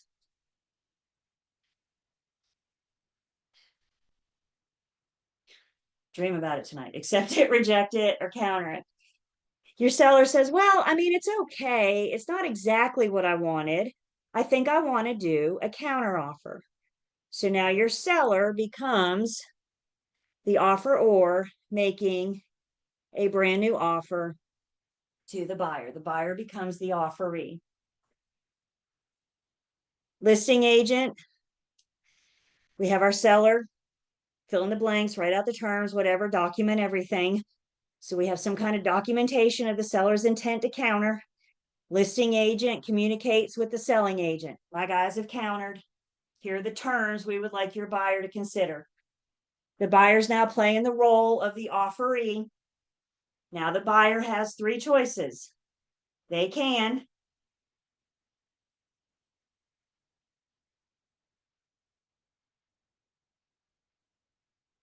buyer says, you know what, I'm good with this. It's not exactly what I wanted, but given my situation, I'm okay with this. I'm going to accept. And for our exams, we know that acceptance means they have signed the seller's counter. Buyer tells their agent, I have signed. Did that communication cross the line? Did my arrow cross the line? No. We're still on this side of the line. We're all still talking on this side of the line. So all we still have is step 1. All we still have is acceptance. So your buyer calls you, the buyer's agent, and says, we have signed, we've accepted. Buyer's agent calls the listing agent. Did that communication cross the line? Congratulations, folks. We're under contract. Communicating to me is just as good as communicating to the other party. As the listing agent, what do I need to do next?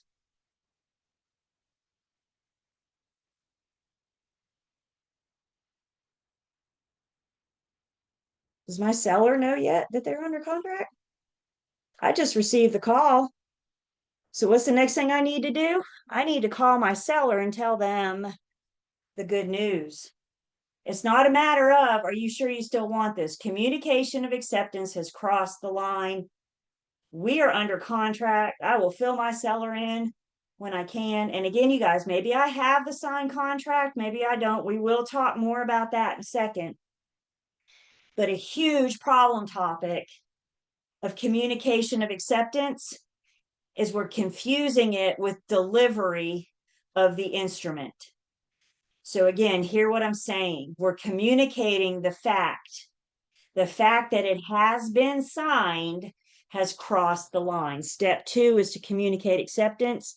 When I get back to my office later this afternoon, I will send you the signed contract. All I'm doing right now is letting you know we are under contract. I got a question in. How many times can it be countered? As many times as it needs to be to get the parties to acceptance or rejection. So there's no magic number. We're going to counter this once or 5 times. It's whatever it takes to get that acceptance or that rejection. Again, we're going to talk about different forms of communication, that communication of acceptance, more on that. What other questions do I have so far? Contract formation, huge.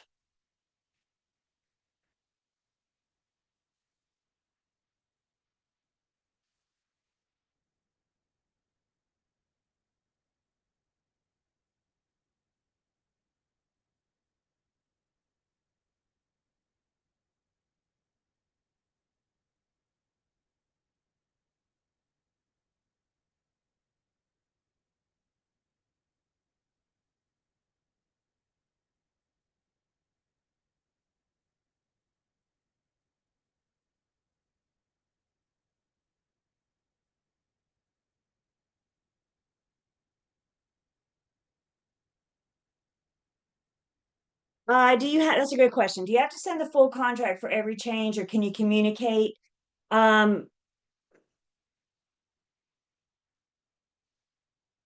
Technically speaking, we're probably supposed to send the contract back and forth each time. In practice, though, what's really happening is often agents are communicating amongst themselves. So it's happening via text or email. Once we come to the terms, all the full terms, then we're rewriting that document. And that's acceptable. But guys, please hear me. I need you to document those conversations. I need you to document those conversations between you and the other agent. That's showing your meeting of the minds. I also need you to document your conversation with your party. So as you're going to the seller and you're saying, this is our counter, if you want to call them, that's fine, but I need you to follow it up with an email. If we document everything, then we can get away with not using the full contract every time, like we did back in the day. So as long as the parties agree and as long as you guys have your documentation, quite frankly, they often are formed by texts, emails, until we come to the agreed upon terms. And then we're going to write up a brand new offer with those agreed upon terms and have everybody sign it. I'll get calls frequently from the other agent. This is my guy's counter. Let us know what you want to do. And my response is always the same. Please send that to me in a text. Please send that to me in an email. And if they won't, then I send it to them. Just to clarify, this is your guys' response. Because when I say we need to document everything, especially that communication that puts the two under contract, it shows that mutual assent, that meeting of the minds.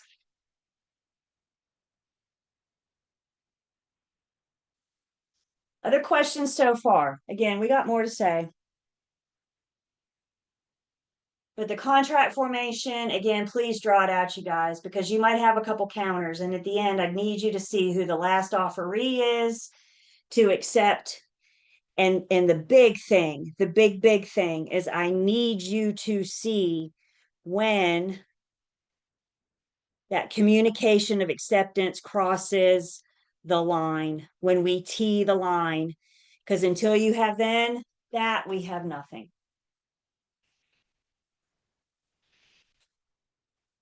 All right, let's take a break. We come back, we'll talk more about that communication of acceptance. Where'd the pumpkin go?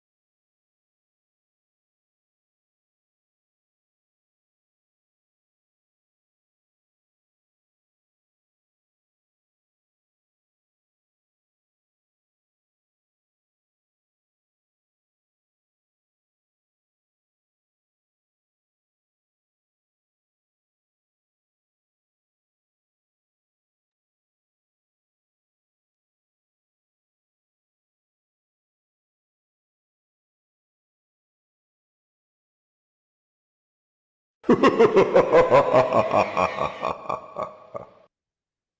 right. We are back.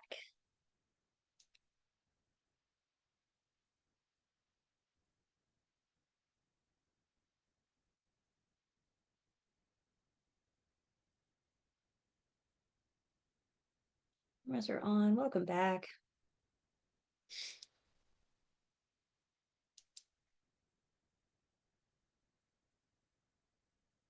I am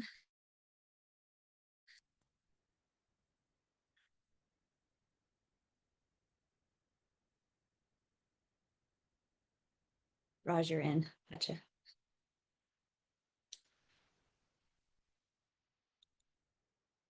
Okay, so two things, very important. We need acceptance as the last offeree. I need communication of acceptance by the last offeror. And again, I do recommend you guys draw it out because you're going to have some counter offers on these practice or on these exam questions. So you utilize your scratch paper and know that you got some practice in Learn, Test, Pass that you can kind of work your way through these. So more on this communication of acceptance, the second step. We have acceptance, we have the last offeree signature. So now what we need is to know how to communicate the fact that it has been signed. And bottom line, you guys, any form of communication is acceptable as long as the parties agree to it. And that's where I have a page in our contract that allows us to specify how we want to communicate. So maybe we agree to do email and fax. Maybe we agree to communicate orally. Personal delivery, maybe you drop it off or you run it over to their office. Again, what we're doing here is we're letting the other party know that your offer has been signed. So maybe we call the other agent, maybe we text the other agent. I'm a big fan of text or email because then I have a date and time stamp. Y'all know how I feel about documenting stuff by now. So the problem with you calling me or me calling you is we don't have that documentation. So I'm a big fan of text or email. I'm going to talk about snail mail in just a little bit. I don't know that we're seeing snail mail as much as maybe we are FedEx, UPS, something like that. Again, bottom line, communication of acceptance. I am not talking about delivering the document. What I'm talking about is communication of acceptance, and it can happen in any method that the parties agree to. When it comes to snail mail, you may get to deal with snail mail. Y'all, not everybody has an email address. Not everybody wants one of those. You very well may be working with people that, nope, we're going to mail only, hand, wet signatures, hand only. So we don't deal with the mailbox rule, or mailbox for that matter. We don't deal with it much, but in the event that it comes up, we do need to be aware of the mailbox rule. The mailbox rule is one of the oldest rules that we have in this country. The mailbox rule goes back to the days of the Old West with the Pony Express. That's how far back we're going. And what the mailbox rule says is that communication of acceptance has happened when the properly addressed envelope hits the mailbox. So if we're going to use the mailbox, FedEx, UPS, whatever, to communicate acceptance, communication of acceptance happens when it hits the mailbox. It doesn't matter that the recipient won't receive it for 2 days, 3 days, whatever. What matters is we have placed it in the mailbox, either at the post office or one of those big blue boxes you still see out and about. It's out of my hands. It's now in the hand of the USPS or UPS. Communication of acceptance happens when it hits the mailbox, once it's placed in the mailbox. Now, in the real world, if I was working with a party that didn't do documents, if they were only wanted mailbox, that's how I would communicate with them. When I was letting the other agent know, I'd call you up. I'd say, hey, my guys have accepted. And then I would place it in the mailbox or place it in FedEx.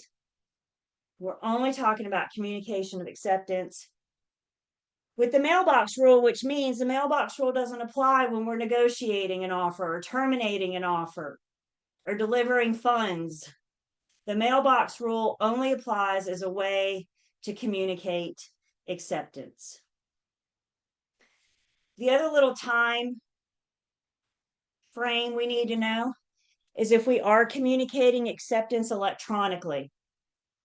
So if we're communicating acceptance via email, text, whatever, communication of acceptance happens when it hits the recipient's inbox. Not when you sent it and not when they open it, but when they receive it. Communication of acceptance has happened.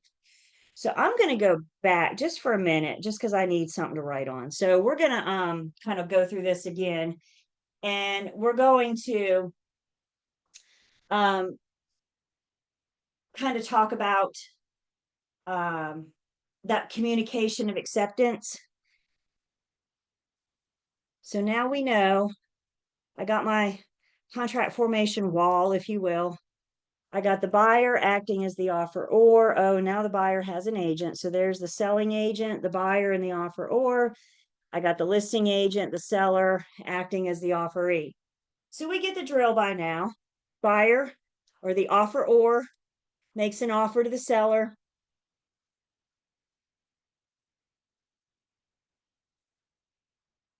You don't see my PowerPoints? You don't see the two people in the gray screen? Do you guys see? I just drew a line. You see? Okay.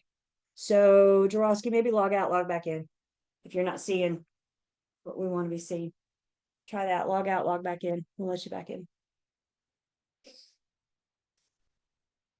So we know the drill by now. I need those two things. I need acceptance and I need communication of acceptance. So the buyer makes the offer to the seller. And for the sake of time, let's just say the seller accepts. Sometimes they do that. Sometimes they accept it. Sometimes they reject it. Sometimes they counter it. So the seller has accepted. Step one, I have acceptance by the last offeree. Step two is we need communication of acceptance to cross the line.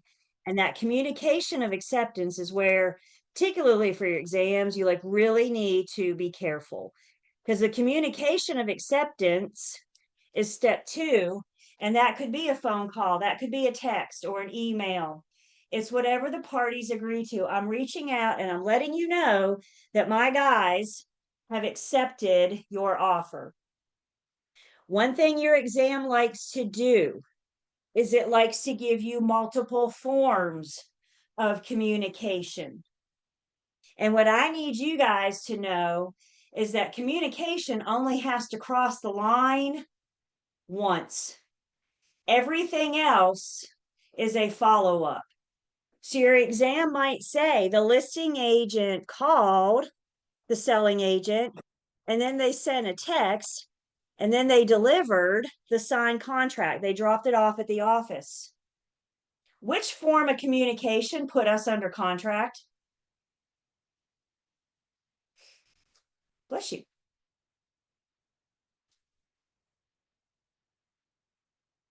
Which form of communication put us under contract?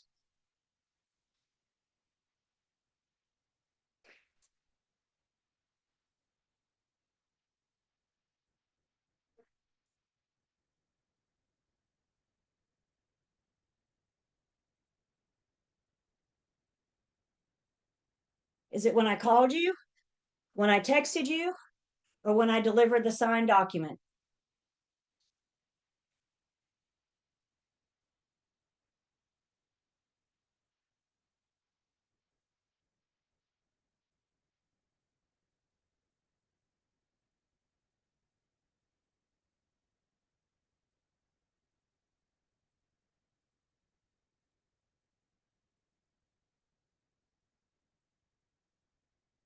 It's the first time that communication crossed the line. So when I called you and said my guys have signed, congratulations, folks.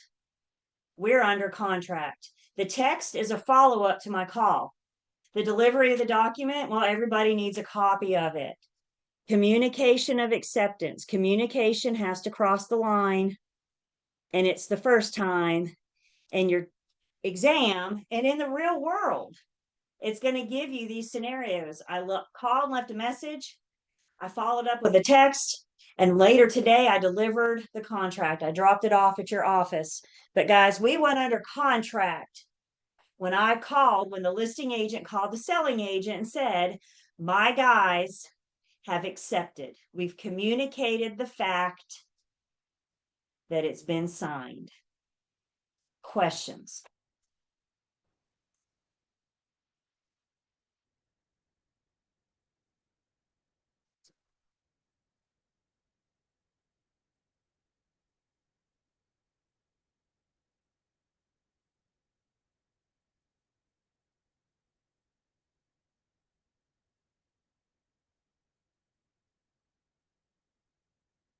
So again, how do we communicate acceptance?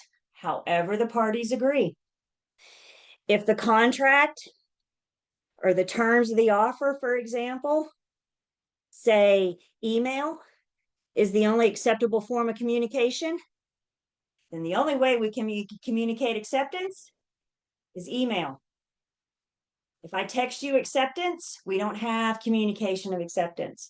So we have a notice page. We have how the parties want to communicate. And it's important that we understand the acceptable forms of communication by looking at that communication page, that notification page. Questions on, I'm going to go back because it's that important. Questions on this. This is huge. Take a moment, take it in, take a picture of it. So you have it on your phone. You can look at it over and over again. Questions?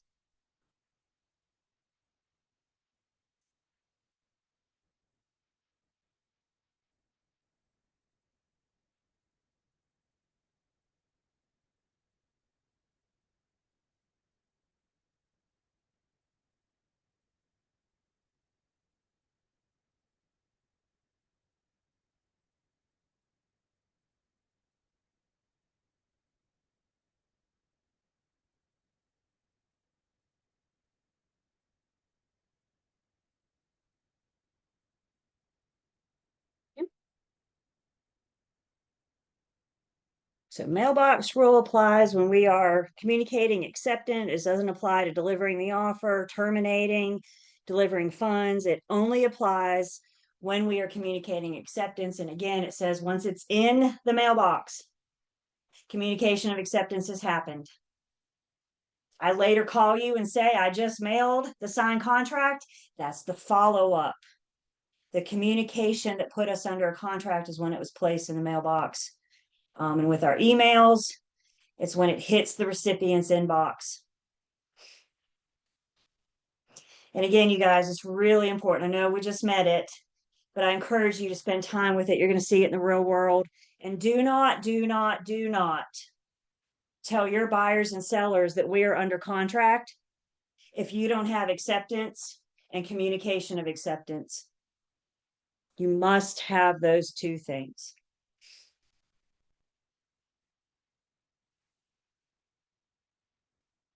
So they give us a decision tree. Offer, acceptance, and communication, and is it in writing and signed by both parties? If yes, congratulations, folks.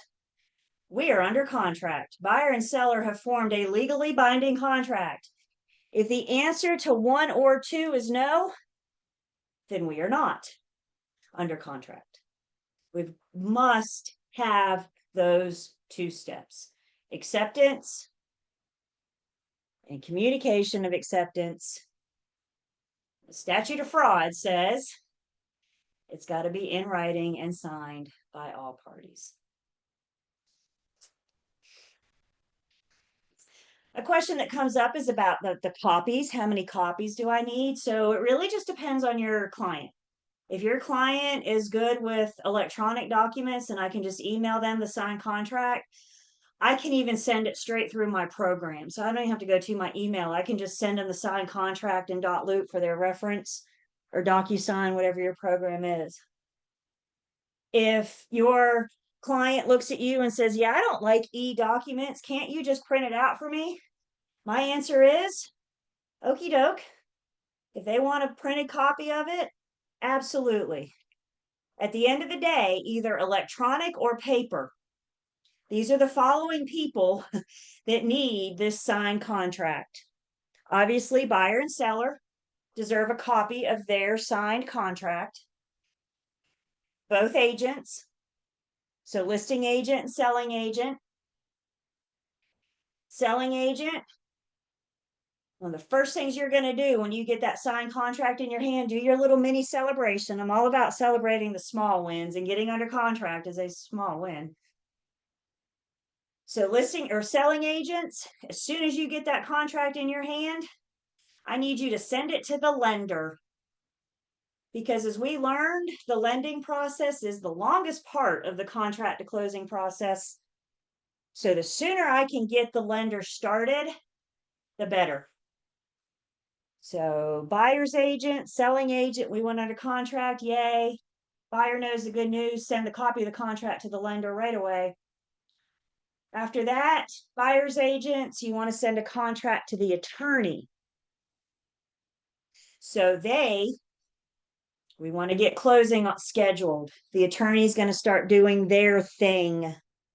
We'll talk about their thing in our next unit.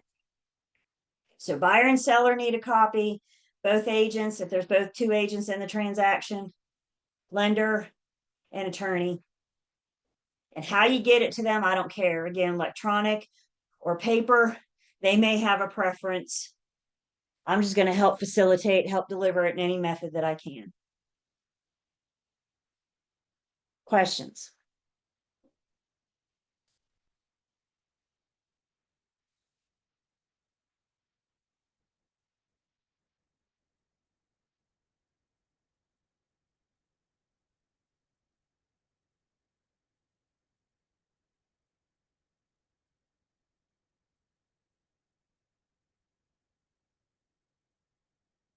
So let's see. Will my agency relationship impact contract formation? We've already said yes. You got a couple scenarios in your book. What if I'm a dual agent? What if I'm a seller sub agent? I think those scenarios are good. I think you guys should look over them because it's going to help you better understand your agency relationship and different impacts. For your exam, the example, let me go back one more time. The example we've been using is assuming that we are with two different firms. So for your exam, you're going to be a co-broker transaction.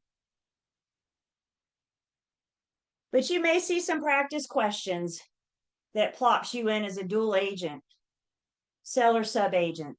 So I think looking at your book, again, for your exam, this is what I suspect you'll see. But I think looking at your book is going to kind of help you, and I'll get you those page numbers again in a second. But I think it's going to kind of help you better understand agency by better understanding how my agency relationship impacts that contract formation depending on my role. Am I co-broked, in-house, etc.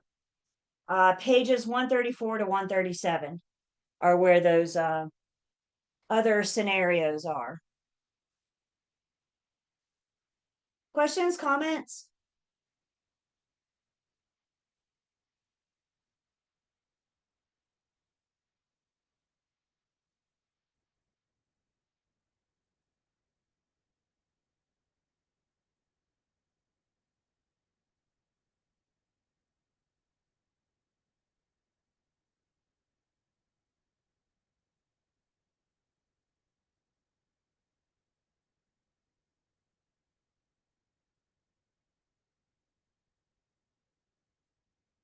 Next section, we're going to get real specific. In specific, we're going to look into NC Realtor Standard Form 2T, offer to purchase and contract.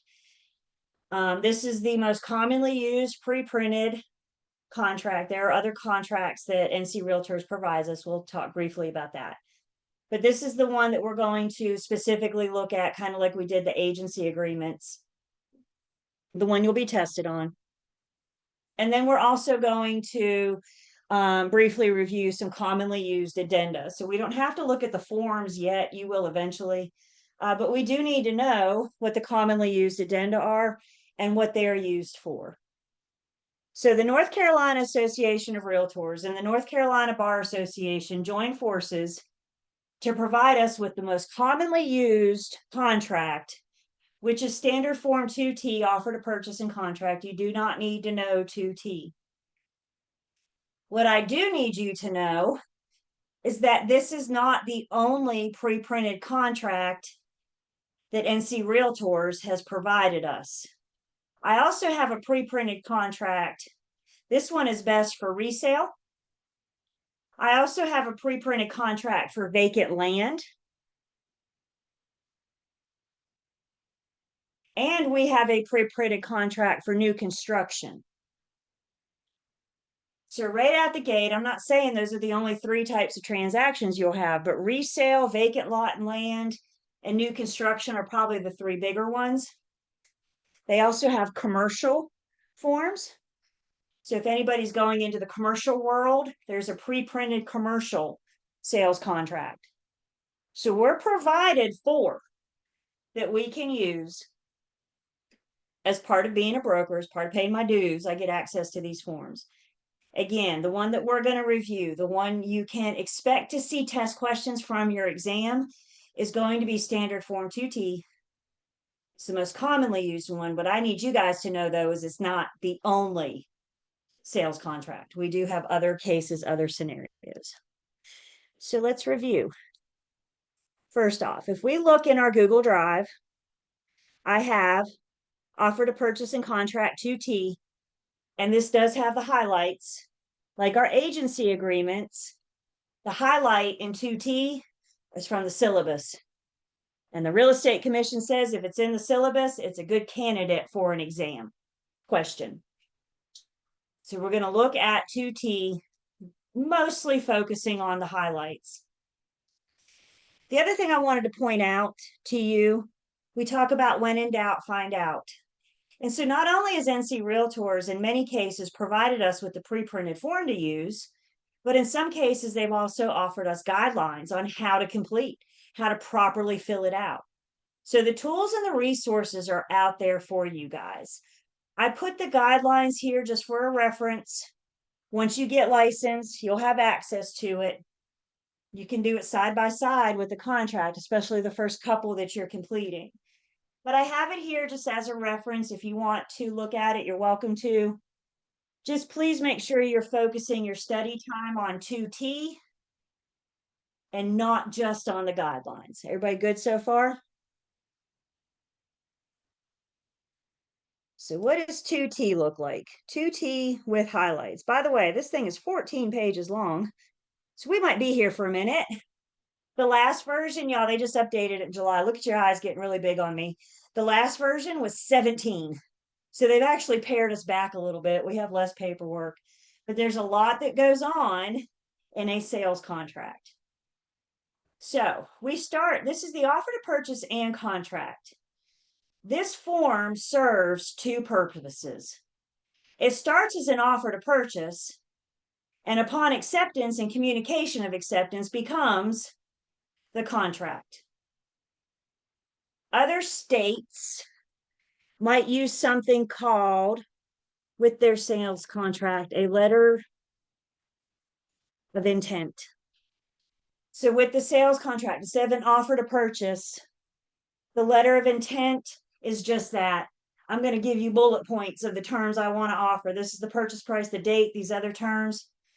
If you're good with the letter of intent, then we'll draw up the contract. But we use these 2 purposes. It serves as an offer to purchase, and upon acceptance and communication of acceptance, it becomes a legally binding contract. The forms that come with the guidelines, just FYI, let us know. So again, if we're filling this out and we don't understand something, anytime that the guidelines are available to us through our membership, they will let us know. You'll get more tools, resources, training when you get out in the real world. So the first provision of our contract, our terms and definitions, we're going to spend the first 2 pages just defining things. It's of my opinion that these first 2 pages are the most important for your purposes. You get out in the real world, you got to know all 14. But for your purposes to define things, the terms and definitions, I think this is a great place to start. And the first thing we have to define is, who are the parties? Who is the seller and who is the buyer? I need full legal names of all parties. Don't Mr. and Mrs. us. We are 2 separate entities with 2 separate names. Full legal first name, full legal last, middle initial, juniors, seniors, thirds, etc. The best way I know to get their full legal name, ask them for a copy of their driver's license. You know one thing the closing attorney is going to ask for? Copy of the driver's license. And if names don't match, we might have an issue. So full legal names, buyer and seller, we're spelling them both out. The second thing we have to define is the property. So we're going to start with the street address, city, zip, county, North Carolina. Because this document is used to convey property, the street address alone is not sufficient. The street address is important, but it's not sufficient. We need, in addition to the street address, the other legal information. So there's your plat book and page, your tax pin, your deed book and page, legal description, etc. As you're doing all your research on the property, you'll come across this. And it's important that we properly fill this section out so everybody that touches this contract is on the same page. We are all talking about the same property. Still talking about the property, we got to identify if it will or will not include a manufactured mobile home, will or will not include an off-site or separate septic lot, boat slip, garage, parking space, etc. If there's additional parcels, maybe developers buying more than one piece of land, we're going to check that box. And then we're just reminded about our governmental authority over zoning, taxes, etc. And if there is a need for this boat slip, garage, offsite, storage unit, etc. Another thing I like a whole lot about I like our contract. I know, right? But one thing I like so much about our contract is when the need comes up to use an addenda, they let us know. And not just any addenda, but specifically, if you're in this situation where you checked yes, there's a mobile home, or you checked yes, there's an offsite boat slip, garage, etc., then the contract tells you you need to use the additional provisions addendum. That's one of those that we will discuss. You will use it a lot in the real world. So by being familiar with the contract, it tells me when I need to use all these addenda. It lets me know. It's very, very helpful if you're familiar with it. So I've defined the parties. I've defined the property. So now we got to define the purchase price. We're going to start with the amount that the parties agree to. It starts with what the buyer's offering the seller. And as we go through negotiations, that sales price might change.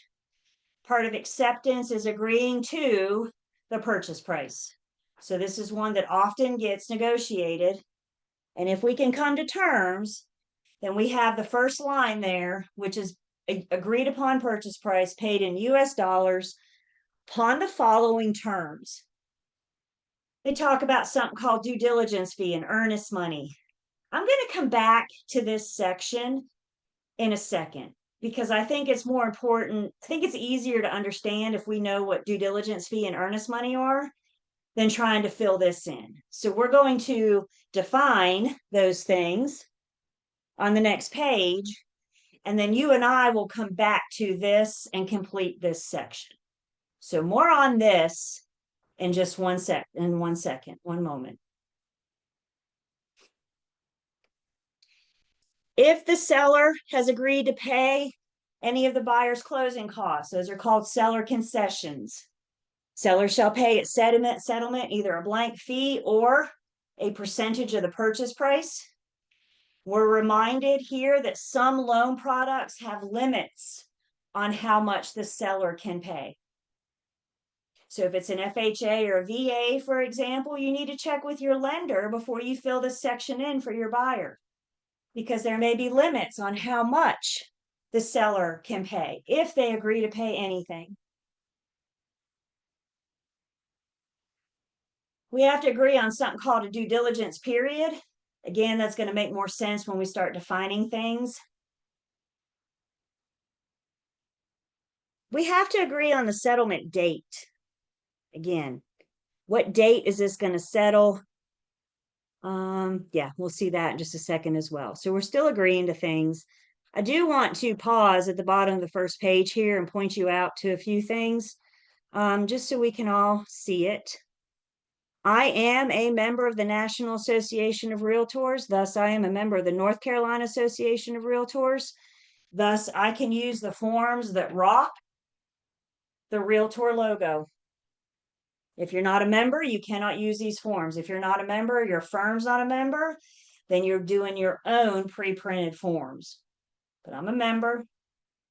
It's reminding me that the NC Realtors and the NC Bar Association came together and jointly approved this form. They created this form. They update it about once a year.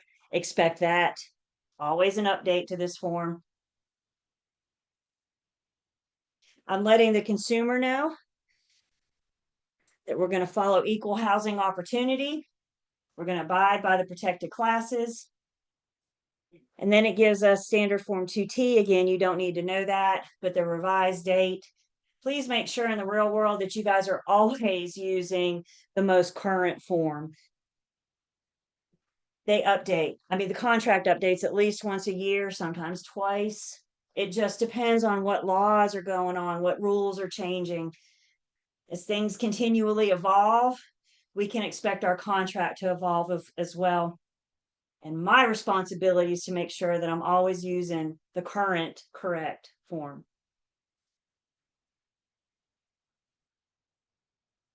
Again, I'm coming back to earnest money in just a second. I promise we'll hit all this. Okay. On page 2, I'm defining things. I'm defining good testable things. So first off, we got to define the effective date. The contract defines the effective date as the date that the last one has signed. And number 2, such signing is communicated to the party making the offer. So the effective date is that magic moment in time when it goes from being an offer to a contract. The effective date is when we have those two things. Acceptance by the last offeree and communication of acceptance to the last offeror.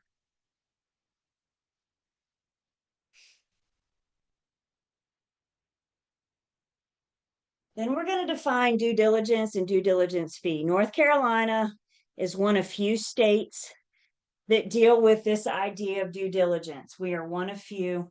So if you've bought a home in another state, this is probably brand new information to you. If you've bought a home in North Carolina or sold a home in North Carolina, please don't let your real world experience affect or cloud how you're going to answer these test questions. We got it right here in front of you with the contract. So first off, we're going to define due diligence. And due diligence is the buyer's opportunity to investigate the property, to decide whether the buyer in their sole discretion will proceed with or terminate this contract. Buyer has a period of time to learn as much about the property as they possibly can. And during this period of time, and we'll define that period of time, but during this period of time, this is the buyer's opportunity to decide. I've done my inspections, I've done my investigations, I've learned everything about the property that I can. And now I need to decide, do I want to proceed with or terminate this transaction? Who can remind me what caveat emptor means?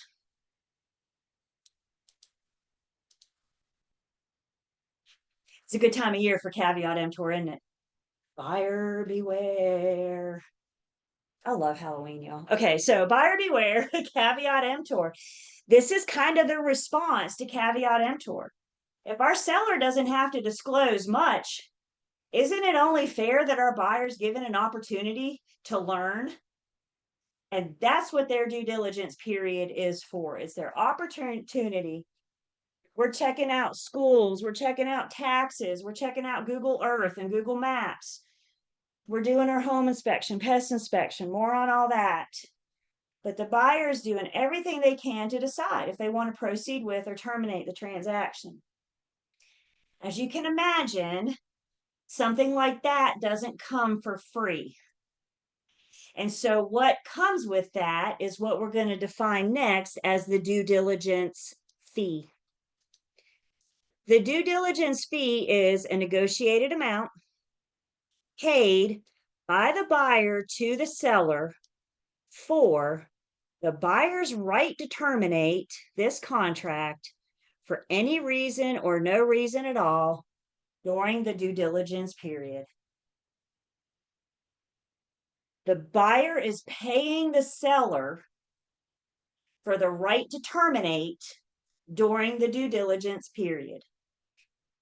So the buyer does their inspections. They learn that the roof is 30 years old, the plumbing is shot, the electrical needs to be redone in the whole house.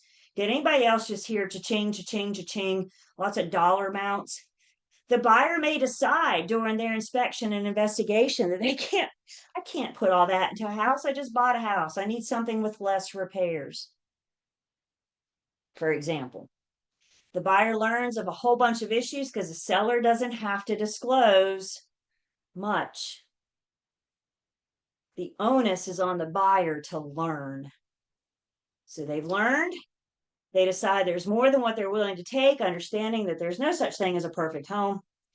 They learn that there's more work or repairs that they're willing to take, and they exercise their right to terminate.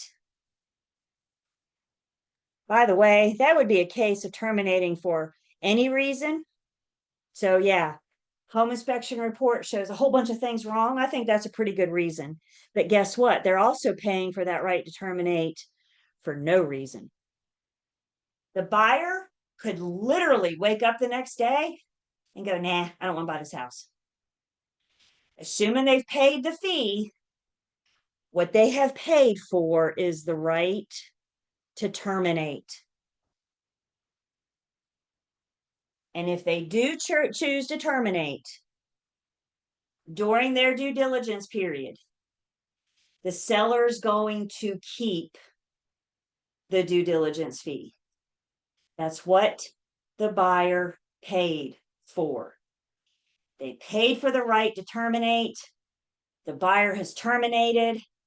That's what the seller gets out of it. Now, we do have another deposit. I'm getting there. Please bear with me. Just on the due diligence fee. There is a common misconception out there on the street that says that the due diligence period, the buyer's paying the seller to take their home off the market and not allow any more showings. And that is so not true. Even though we're under contract, the seller could still have their home on the market. The seller could still allow showings. We might be able to accept something called a backup contract. You're not paying for the seller to take your home off the market. The buyer is paying the seller directly for the right to terminate for any reason or no reason at all. Assuming we make it to closing, if we do make it to closing, that due diligence fee is going to be a credit to the buyer. So if we make it to closing, that's that much less that they have to bring. This goes on to say, I will let you guys look at this, but this goes on to say that the due diligence fee is non-refundable, which means the seller doesn't have to give it back. Contract formation, buyer paid the seller. For the most part, it's going to be non-refundable, except in a few extreme situations. And those extreme situations are spelled out in our contract. So one of those situations would be if the seller's in breach. If the seller breaches the terms of the contract, they may have to give back the due diligence fee. But for the most part, you guys, except with those few extreme exceptions, let's just go back in, let's just go into this saying, unless we have those extreme exceptions, the seller's going to keep the due diligence fee. If we make it to closing, it's going to be a credit to the buyer. Questions so far? Again, I got more monies to talk about just on the due diligence fee.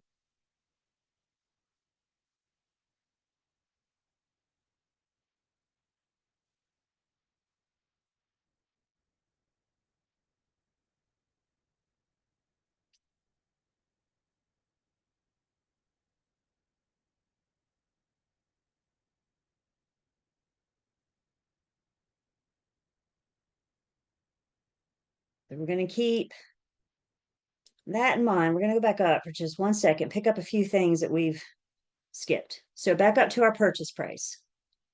I got the amount that we agreed to.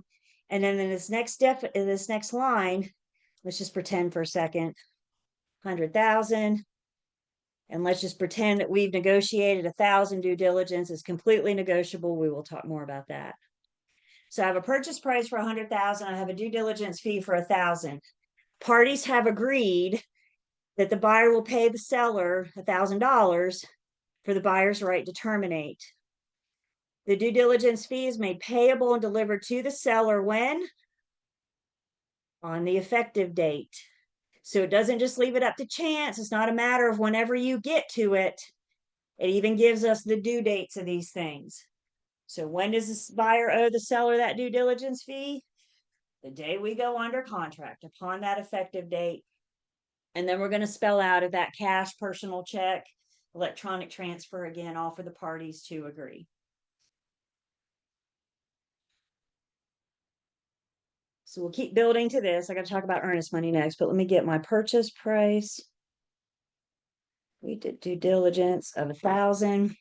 The other thing I hope you heard, let me make sure it's easier to see sometimes. That due diligence fee is a negotiable amount. There's no formula. There's no set in stone. There's no, if the purchase price is this, then due diligence needs to be that. It's completely negotiable between the parties. The Real Estate Commission says, this is how helpful they are about this. The Real Estate Commission says that the due diligence fee is whatever the buyer is willing to offer and the seller is willing to accept. There's no formula. I know you guys, especially new, getting out, you're looking for something. I mean, it depends on the market. We were in extreme sellers market, y'all. I was seeing 5-digit due diligence fees.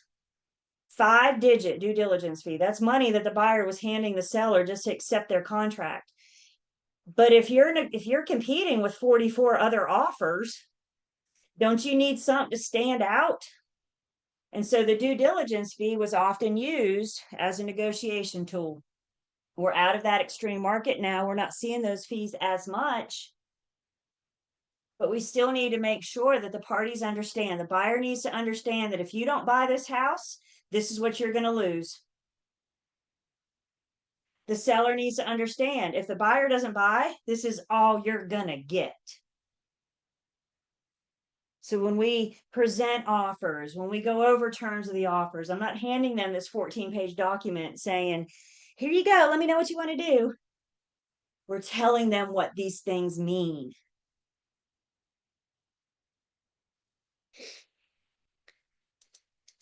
The other thing I skipped for now, go back up to page 1, and you see we define our due diligence period. So the due diligence period is defined as on the effective date through 5 p.m., either on a date or a number of days.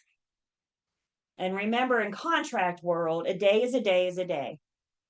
So if you put 15 days in there, Sunday counts, Easter counts.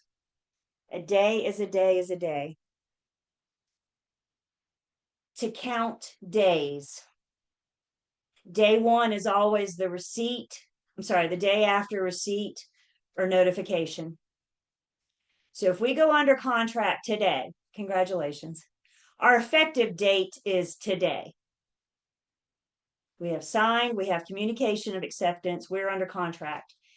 If we put 15 days in here for our due diligence, for example, day one would be tomorrow. It's always the day after receipt, notification, communication.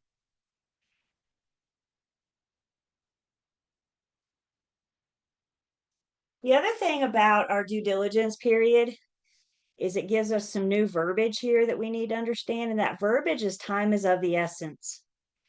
Time is of the essence is a drop dead date and time in contract world. And if they give you a time is of the essence, that means that the buyers, for example, the buyer's due diligence is this date through 5 p.m. That's pretty specific, right? The buyer has up until 5 p.m. on this date to terminate for any reason or no reason at all. And as long as they terminate during the due diligence period, they will get their deposit back. We're going to talk about the deposit next. There's two forms of money that are going back and forth. 3 with the purchase price. If they terminate within due diligence, the seller's going to keep the due diligence, but at least I can get my buyer their deposit back. If they terminate at 5:01 on this date, they are now in breach and they will suffer the consequences of breach that are spelled out in our contract. It's the first time you've heard that. Please bear with me. It's one of those things I think to hear over and over again. We're talking about it with the contract. We got slides to tie this all together. There's a lot to take in, which is why I encourage you guys to come back and review either this section of the class on our YouTube channel or these first couple pages, specifically these first couple pages. You may need to hear it a couple times. Questions on due diligence period, due diligence fee? Anything so far?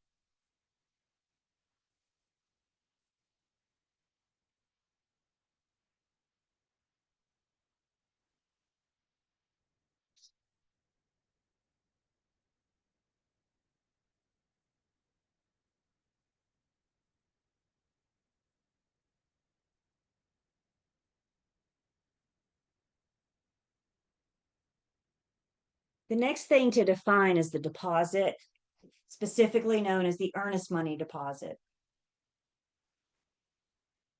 Let's see what we got here. Yes. Gosh.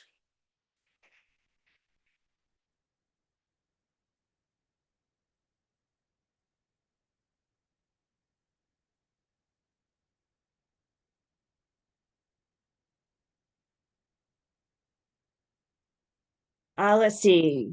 To clarify, due diligence fee is only refundable if the seller breaches.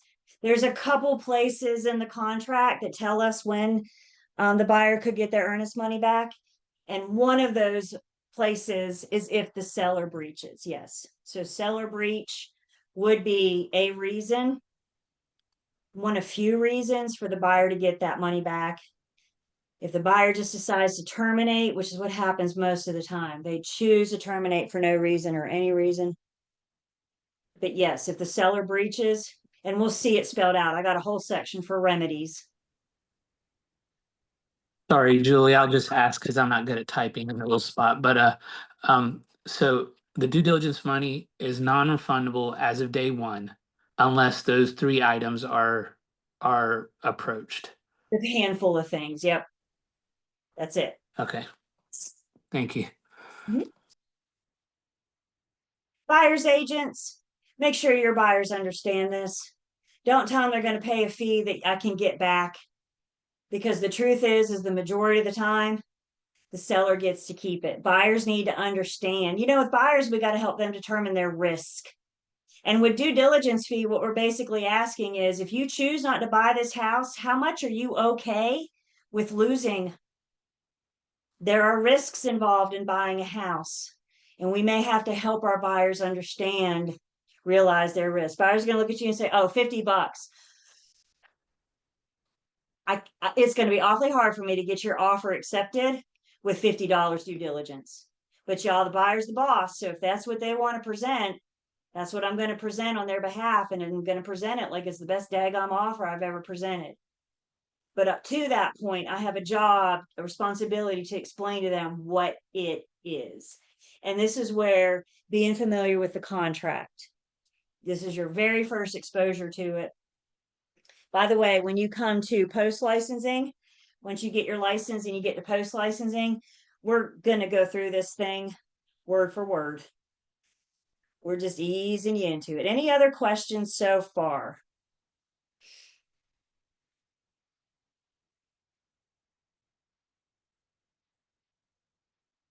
Okay, we've talked about the fee. So before we talk about the deposit, let's take a break. Let's take 10. When we come back, we'll keep going on our contract.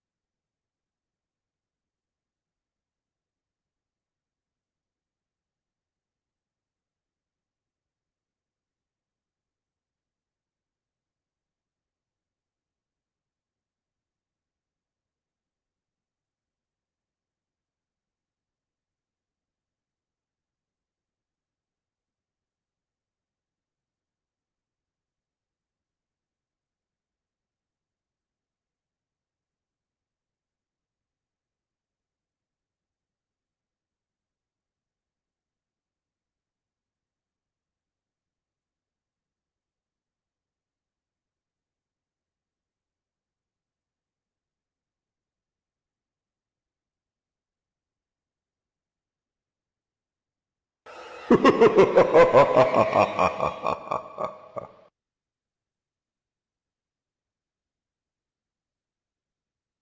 right.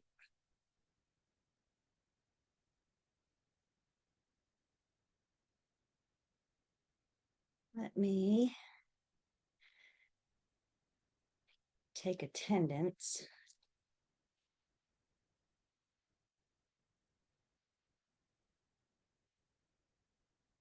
And then I got something I want you guys to write down for me. Question in the real world, you're going to ask yourself on the regular. Is everybody ready? The question you're going to ask yourself a lot. What does the contract say? Because there's a really good chance the answer you're looking for is somewhere in these 14 pages. So as your buyers look at you and say, oh no, what should I do? Sellers look at you and say, what does this mean?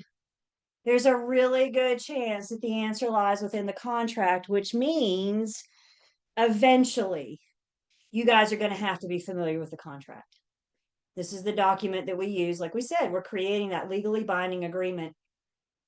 And so we got to be familiar enough with it so we know what the contract says and we know that the terms are in here. So again, you guys, I understand you're just meeting this. Please go easy on yourselves. I understand you're just meeting this. It's not a one and done. I wish I could throw you a 14-page legally binding document and say, here you go. But it's more than that. So I need you guys to review. I need you to refresh. I need you to look at these first couple pages, review the YouTube video, etc. So we've talked about the due diligence fee. We defined the due diligence period and gave it that time being of the essence. The other or another money involved is a deposit, and specifically it's an earnest money deposit. We might have initial earnest money. We'll see when that's due.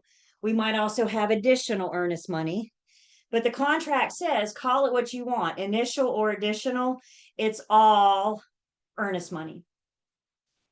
Earnest money is showing, earnest money is the buyer showing the seller that they're a serious buyer. Earnest money shows the buyer's good intent. They're not just out there kicking tires. They're not just out there wasting time. One way they can prove that they're a serious, legit buyer is by putting down a deposit. And that deposit is what we refer to as the earnest money deposit. So there's a fee and there's a deposit. The deposit is going to be held in an escrow account by an escrow agent. An escrow account is also referred to as a trust account. The escrow agent is this impartial third party that's going to hold the money on behalf of the parties. If we make it to closing, the earnest money deposit is going to be a credit to the buyer. So we go under contract, they pay a fee, they pay a deposit. We make it to closing, that's that much less that they have to make. Later, we're going to see what happens with the earnest money deposit if we don't make it to closing. That's spelled out in another section. But for us to understand, I want to go ahead and have the conversation now. If the buyer terminates within due diligence, do I have everybody? If the buyer exercises their right to terminate and they do so within due diligence, the buyer will get their earnest money deposit back. As long as they terminate within due diligence, I can get them their deposit back.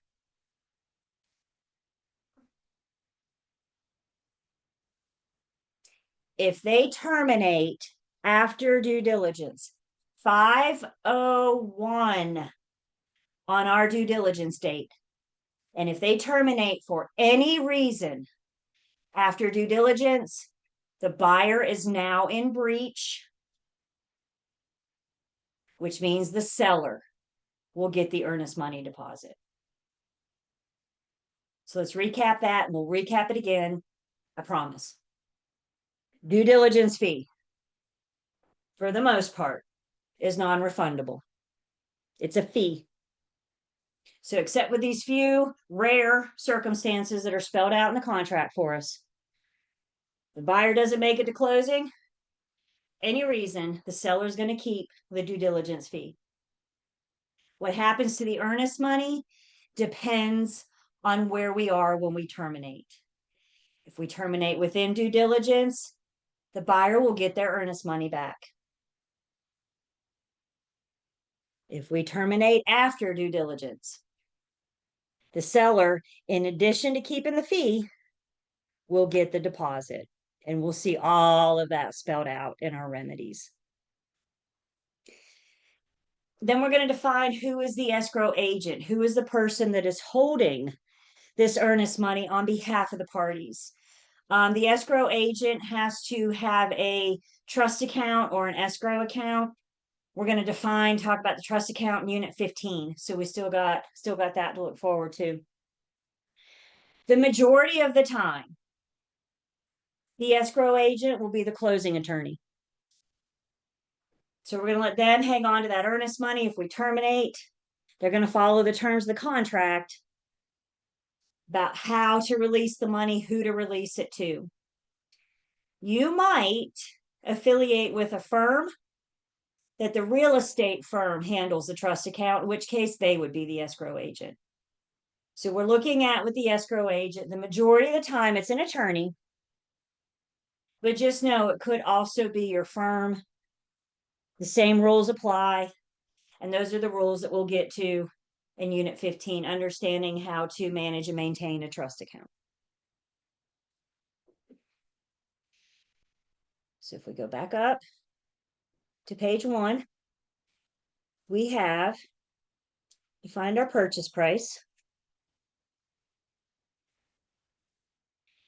We have negotiated the due diligence fee, just making numbers up. And now we're here to talk about our earnest money. So I got a place for initial earnest money. I got a place for additional earnest money. Both of them are just showing the buyer's good faith. That's all earnest money is. The buyer is showing the seller their good faith. Y'all think about it from the seller's point of view. They got to find somewhere else to live, right? They got to find a house to buy or rent, which means they need to enter into their own agreement. Before they sign something, though, they want something that they believe that this buyer is serious. And I don't think much speaks louder than money.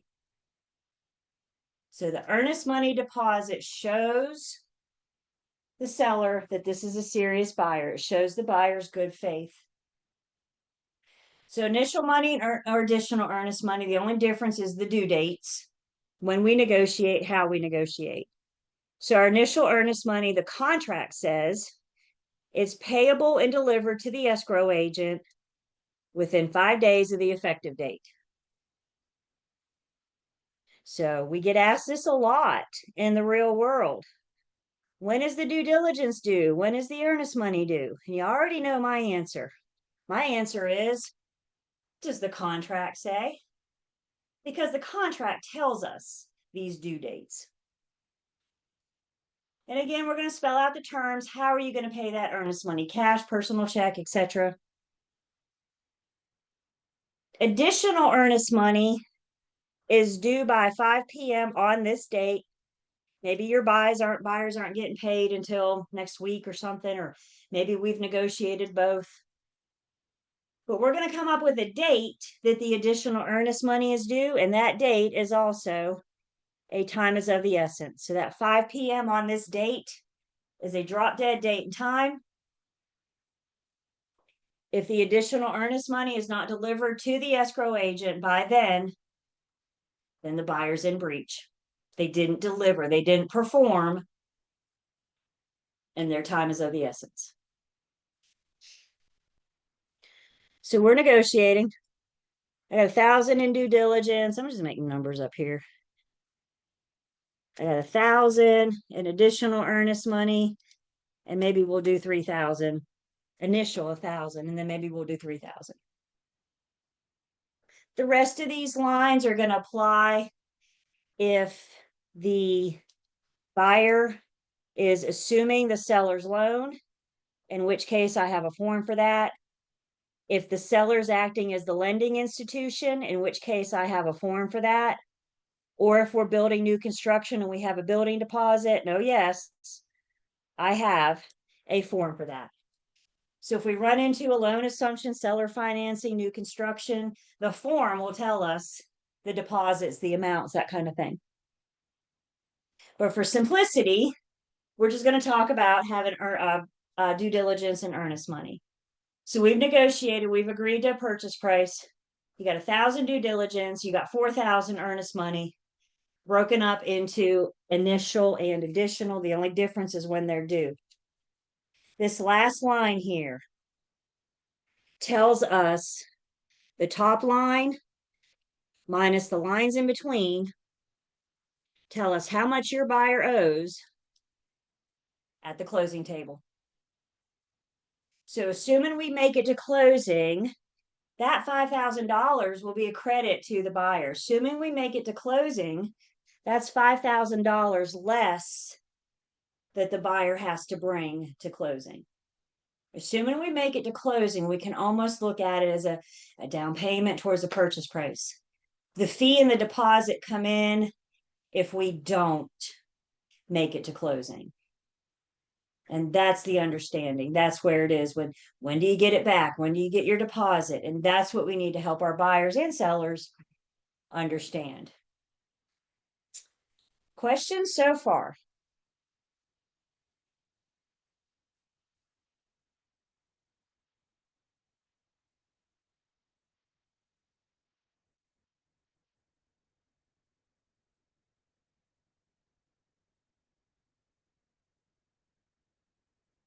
Earnest money is also negotiable.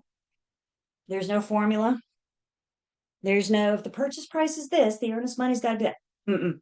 It is what the buyer is willing to offer and the seller is willing to accept. There's your formula. That's what we mean by a negotiable amount.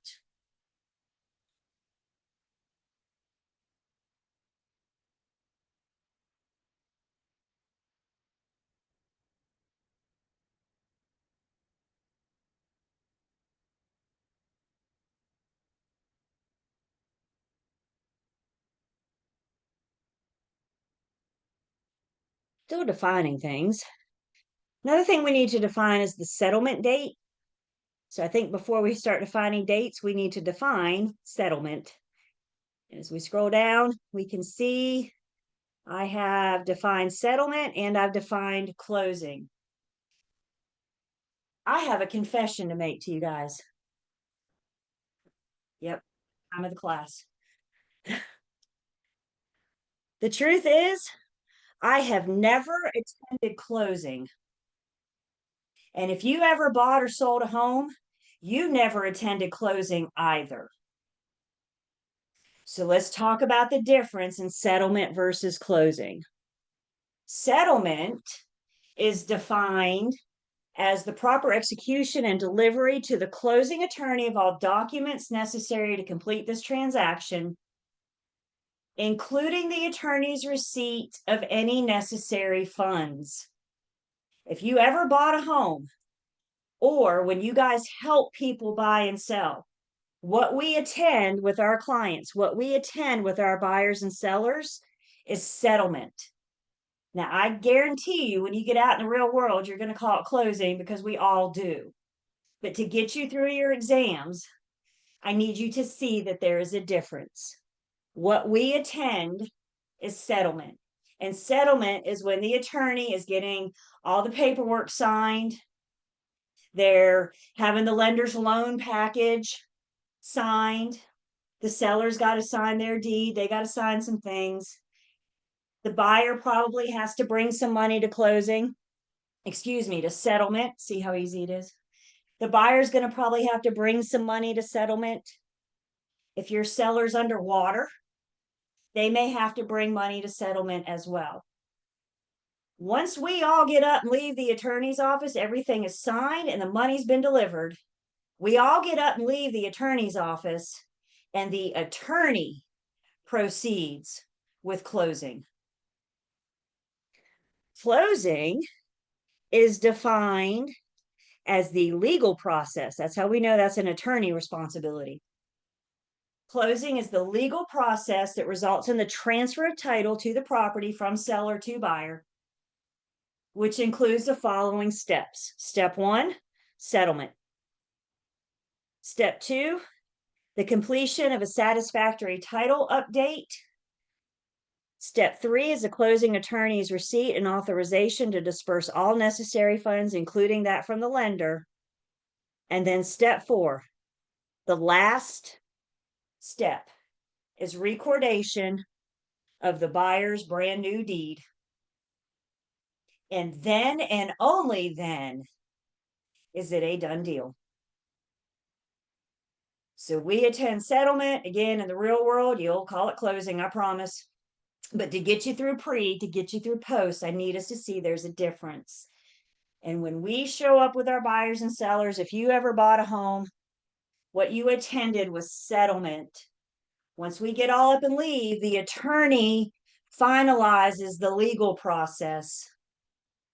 And the very last act, the very last thing to happen, is that the attorney records the buyer's new deed at the Register of Deeds. When that's done, you'll get an email. Actually, I got an email on the last break. Remember the closing I thought we were going to have this morning? I got an email on the last break. Y'all know what it said? We are on record. And that's what I need to know, that this one is a done deal. Y'all send my sellers some love. Good guy. Good job. They sold their house this morning. That's a big deal. It was a big deal. So closing is the attorney's process. And the very last act, you guys, it's not a done deal until that deed has been recorded. I'm going to say more on that. But before I do that, let's keep defining things. Let's go back up to page 1, where we're going to define the settlement date. The parties agree that settlement will take place on this day, unless otherwise agreed in writing at a time and place designated by the buyer. We're going to agree that the date that we're going to go to the attorney's office and sign everything and bring our money. There is no time is of the essence with a settlement date because delays in settlement just happen. Delays just happen. Y'all please tell your parties to have a plan. Always have a plan B. I can't control. Y'all know the government shut down last week. That affected our VA loans, USDA loans, those government subsidized loans. Yeah, there's closings on hold right now that can't process the VA loan. There's so many outside factors, so many things that can cause a delay. Just tell your parties to have a plan B, please. Please tell them to have a plan B. So we agree to the date that we go to settlement. When we leave the attorney's office, the attorney proceeds with closing. Everybody tries really hard for settlement and closing to happen on the same day. Everybody tries. For example, the attorney may not schedule settlement after like 3 p.m. because that gives them time to conduct settlement, put their finishing touches on it, and record the deed before the register deed closes at 5 o'clock on the dot. They're not going to stay open till 5:01. We know how they work, right? So the register of deeds closes at 5. So for example, the attorney might schedule settlement no later than 3 to give them time to do it. But what if something happens between settlement and closing? What if the attorney can't get the completion of the satisfactory title update? What if they can't get receipt or authorization to disperse all funds? What if the internet goes down or the power goes down? Then we would be in a delay in settlement. And delays in settlement are so common that we actually have a delay built into our contract. And we're going to learn that we have a 7-day delay. So we all agree we're going to go to settlement on this day. And settlement and closing, everybody tries so hard to make it all happen on the same day. But if it doesn't, then we have a delay in settlement. And again, you guys, it's not a done deal until we can record that deed. So if our guys don't have a plan B, I don't know, they might be sleeping in the U-Haul truck tonight or something. Maybe we can make out an arrangement where the seller lets them move in. I got a form for that. We're going to talk about that. But where it stands right now with a delay in settlement, I can't close. Thus, it's not a done deal. And delays in settlement just happen. I was just talking about this the other day. I don't know how it came up, but I was just talking about this the other day with my parents, actually. And I don't know if y'all remember how many years now it's been, but Hurricane Sandy came through New York City, wiped out a big chunk of New York City. Many of our loan processors, their corporate office is in New York City. And so when Sandy took the island out, we weren't processing closings down here because they were affected up there. You guys with me? It's the most random things that could cause a delay, but I want you to hear me say is that there are so many factors out there that delays in settlement just happen. So we do have a 7-day delay built in. We'll see that in paragraph 12. Questions about the difference in settlement versus closing?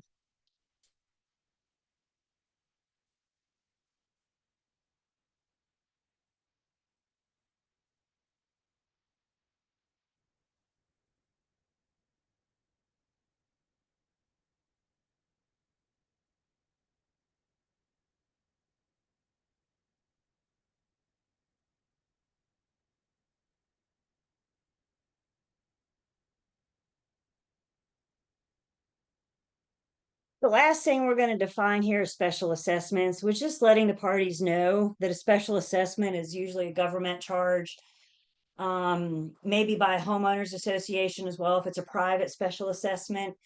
All we're doing at this point is just defining special assessment. We're going to learn later which each party's respective responsibility. So pages 1 and 2 probably have the most information, the most testable information, as we just spend time defining things. When we come back together on Thursday, we're going to refresh the whole due diligence fee, earnest money deposit. We're going to have that conversation again on Thursday. So you've had time to let it marinate. So I encourage you to look over it between now and Thursday. And we'll refresh that. We'll make sure we're good on that. Any questions from these first couple pages, these first 2 pages where we are just terms and definitions?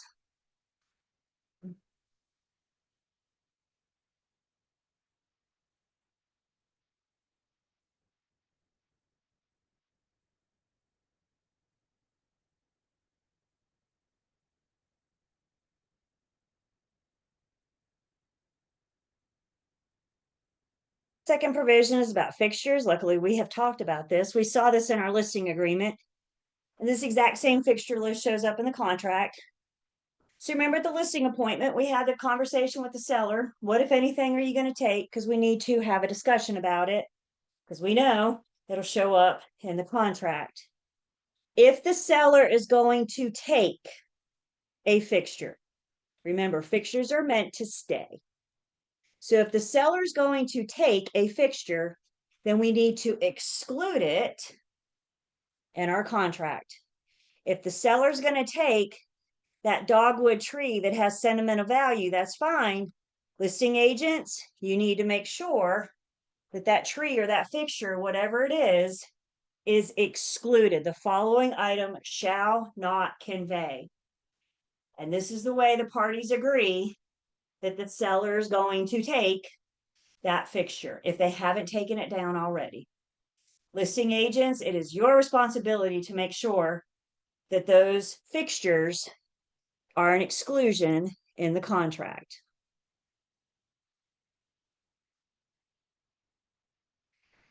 Let's see. Question comes in. Settlement broker job while closing as attorney. So that's a great question. Let me go back up. Settlement is handled by, both settlement and closing are conducted by the attorney. So it's all part of us going to the closing attorney's office with our clients. And then the closing is what the attorney does after we leave. But both settlement and closing are handled and conducted by the attorney.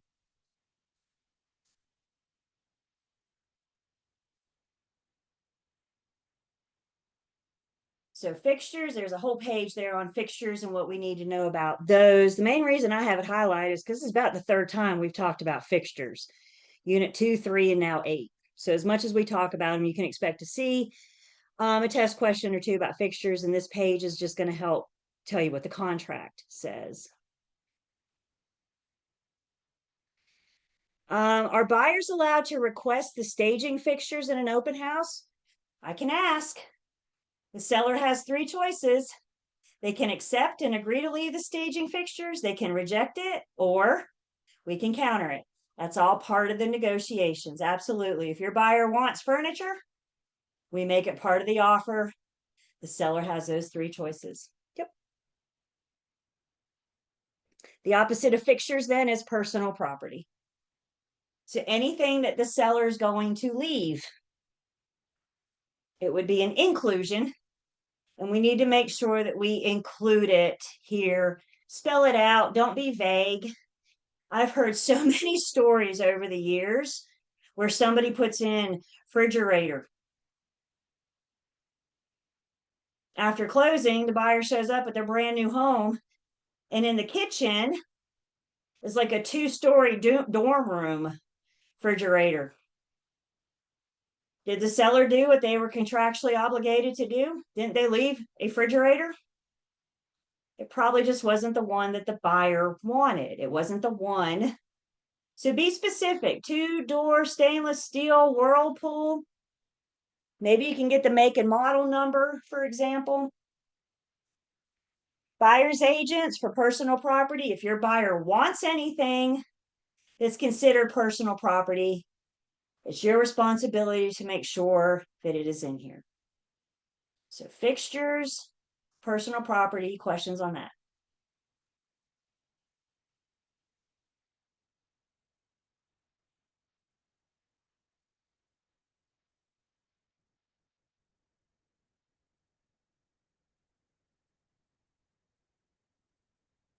Provisions 4, 5, and 6 are all about the buyers. So buyer agents, when you're talking to your buyers about these are the important things about the contract I think you should know, we're going to hone them in on 4, 5, and 6.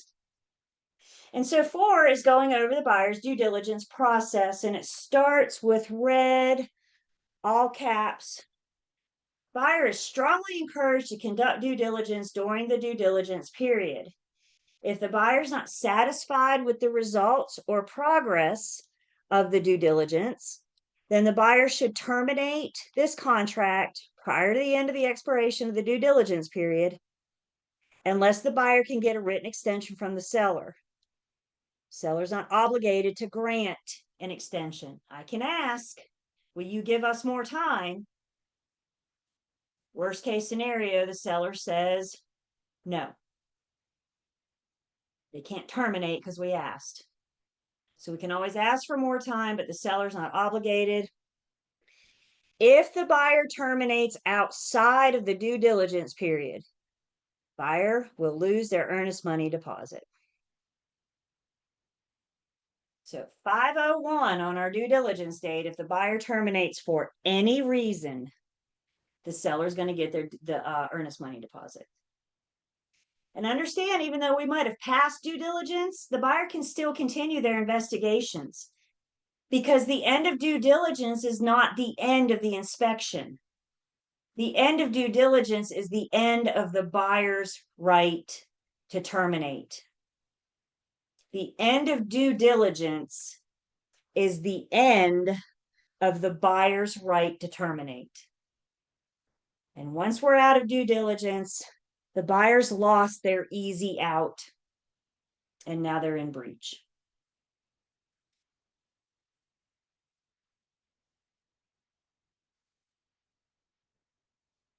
Then we're going to list specifically. Again, y'all don't have to recreate the wheel.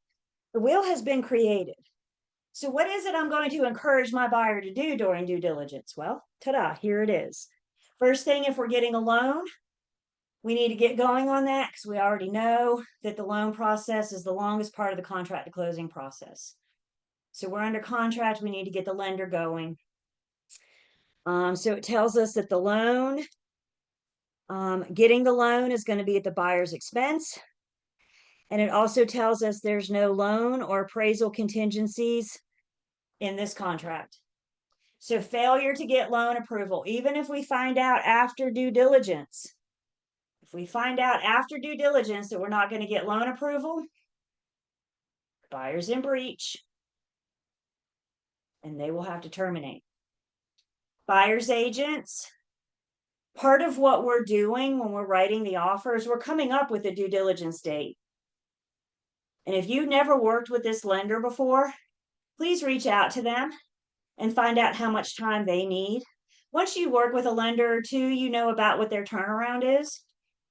But in helping us determine how much time to ask for, we want to at least get the loan through the first round of underwriting. It's really, really rare to have loan approval while we're still in due diligence. In all my years, I've only known one buyer to get loan approval while we're in due diligence. But hopefully what we can get in due diligence is coming out of that first round of underwriting when the lender's given us a pretty good idea if they think we'll get loan approval or not. So the loan process is the longest piece. Let's get going on that. Cash buyers don't take near as much time because they don't have a loan. Also, during due diligence, we're going to have the buyer investigate the property.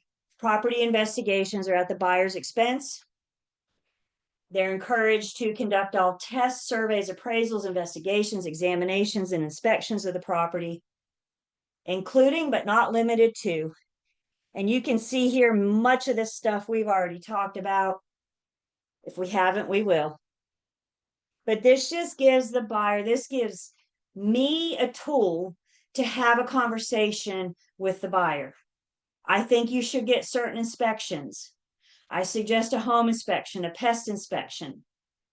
Let's see if there's radon. If it was built prior to 1978, maybe we want to inspect the lead-based paint, etc. If it's in an HOA, we want to encourage our buyer to review those covenants, to review those HOA documents. Insurance. If the buyer's going through a lender, insurance is required. Period. End of story. If it's a cash buyer, insurance is highly recommended. Part of the loan approval would be to approve the buyer's homeowner's insurance policy. The lender's not going to release the loan until we have that insurance policy secure. So I want my buyer shopping around for homeowner's insurance while we're still in due diligence. Because what if homeowner's insurance is more expensive than what they thought, and they're close to their maximum allowable payment, and an expensive homeowner's insurance tips them over? Now we're not getting loan approval. And as a buyer's agent, I mean, I hate to terminate no matter who I am, but as a buyer's agent, if I must terminate, I'm doing so within due diligence so I can get my buyers their earnest money back. So we got to get them shopping, give them a list of a couple insurance agents to talk to get quotes from. Also, if we're going through a loan, the appraisal is required. If it's a cash buyer and they have a bunch of questions about value, I'm going to suggest that they get an appraisal. But if they're going through a loan, appraisal is required. We want to encourage them to have a survey We want to encourage them to investigate if there's any zoning issues, maybe with some planned or proposed road construction, school zones, etc. Are we in a flood plain, a flood hazard? What are going to be your utilities? It's one thing I'm going to help my buyer with like a week or so before settlement is getting utilities set to go into their name on that day. So let's start helping them track those down. Streets and roads, we've talked about private versus public. And then if there's any special assessments, again, all this is coming up. We're helping our buyer learn about as much as they can about the property. And we're assisting them with any of this that we can to help them learn.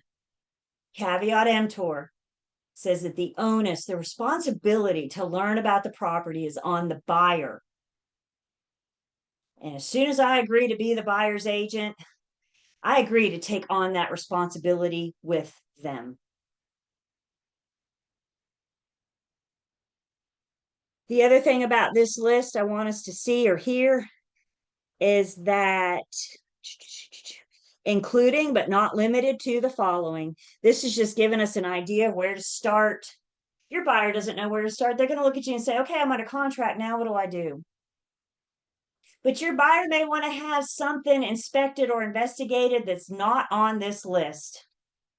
And as their agent, I'm going to say, great, let's do it. Never look at a buyer and say, you don't have to worry about that. You're not the one buying this home. If they're worried about it, we're going to help them learn about it. Questions about the property investigation?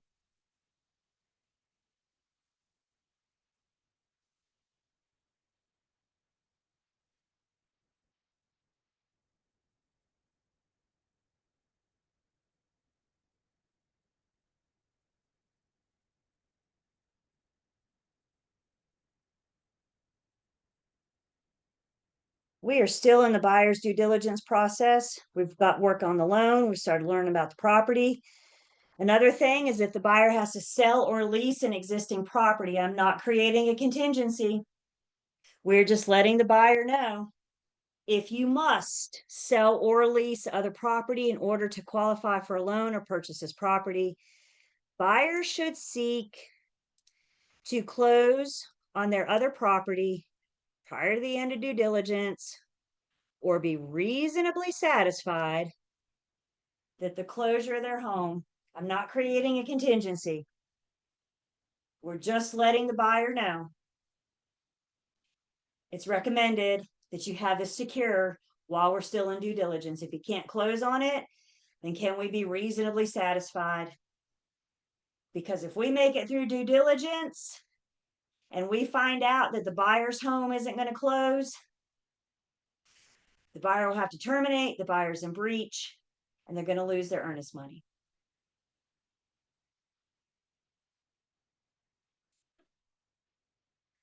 Often after inspections come repair negotiations. This is round 2. This is our amendments right here. So buyer acknowledges and understands unless the party agree otherwise, here it is. The property is being sold in its current condition. Not just a fancy way of saying as is.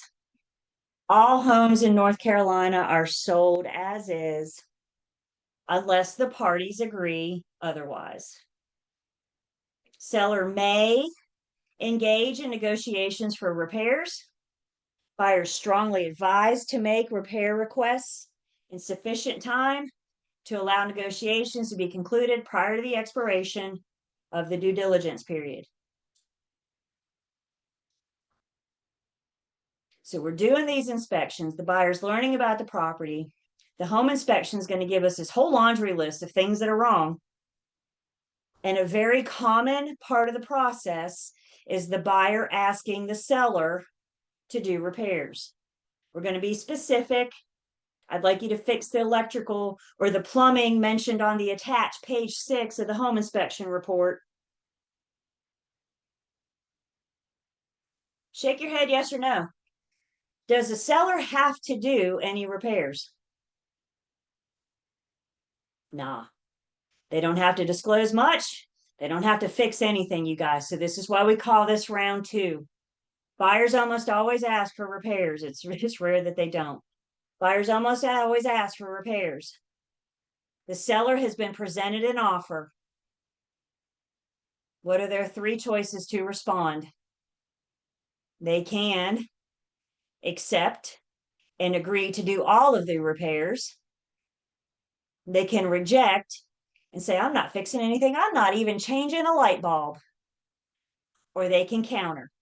I'll do the electrical, but I'm not going to do the plumbing. We are in round two of negotiations. Now I have a form. We have a form to aid in due diligence repair requests. You don't have to meet it yet. You'll meet it in post licensing.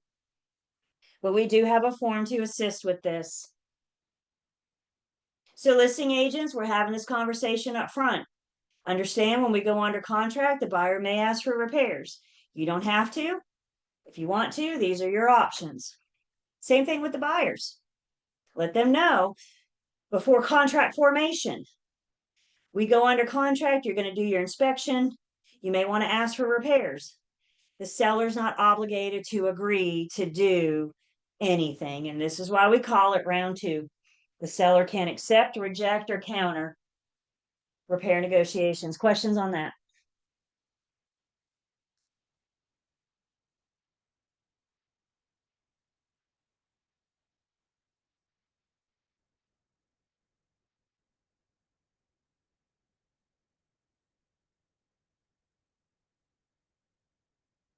This one really should be highlighted. I'll fix it after class. I'll highlight it and reload it. But the buyer's right to terminate is getting into buyers provided, delivered any agreed upon fee. They'll have the right to terminate this contract for any reason or no reason. All they have to do is deliver written notice of termination. Time is of the essence. If buyer timely delivers the termination notice, in other words, within due diligence, this contract shall be terminated and the earnest money deposit shall be refunded to the buyer. So the buyer's right to terminate is their due diligence period. They have that right to terminate for any reason or no reason at all.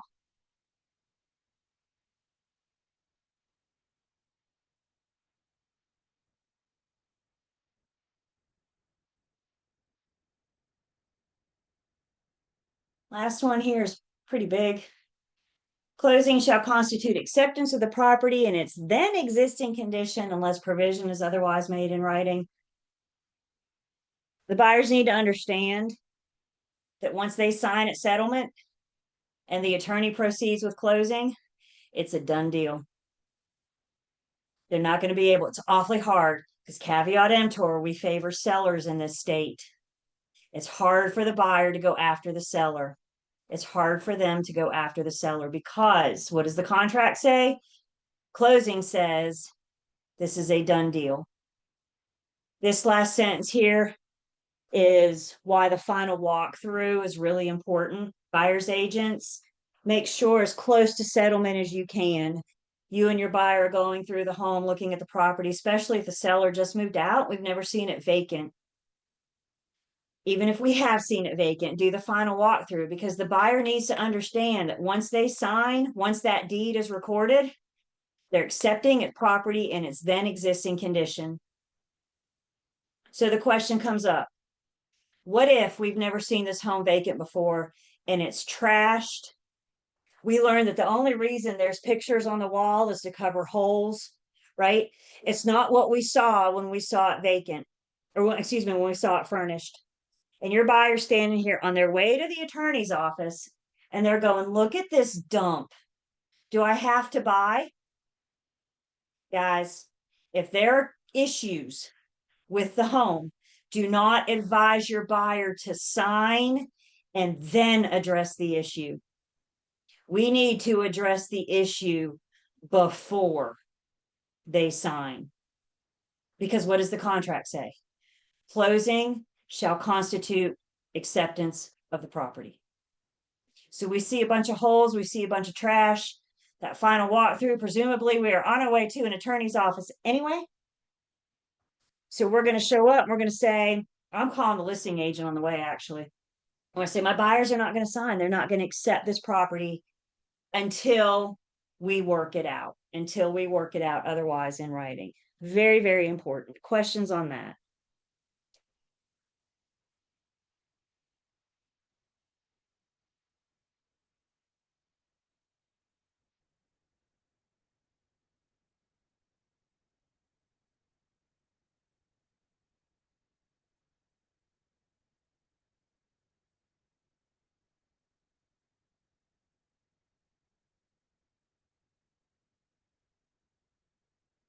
Provision 5 is going over the buyer representation information they're providing to the seller that the seller should be able to rely on when deciding if they want to enter into a contract with this buyer or not.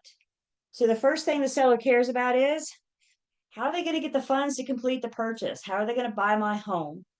So the buyer is going to represent to the seller, if they're a cash buyer, if they're getting a loan, the buyer has to represent to the seller that they do or do not have another property to sell. Again, I'm not creating a contingency. We're just letting the seller know I do or do not have to sell another home. If the parties want to create a contingency, then that would be an addendum. We would have to add a form to the contract to create that contingency. Just real quick, the buyer's got to represent to the seller if they've received the RPOs and the MOG. So at the time of offer, the time of presenting the offer, either the buyer has received the RPOs and the MOG, in which case we will check that first box, or I'm presenting the offer, the buyer has not received the RPOs or the MOG, in which case this could give the buyer the right to terminate or withdraw this contract without penalty, and that includes getting them their due diligence feedback. So we said there's a handful of reasons why the buyer can get their due diligence feedback. And failure to receive the RPOs or the MOG may be one of those reasons. There's more information here you'll need to look at in the real world. But failure to receive the RPOs and the MOG is one reason where the buyer may be able to get their their due diligence feedback.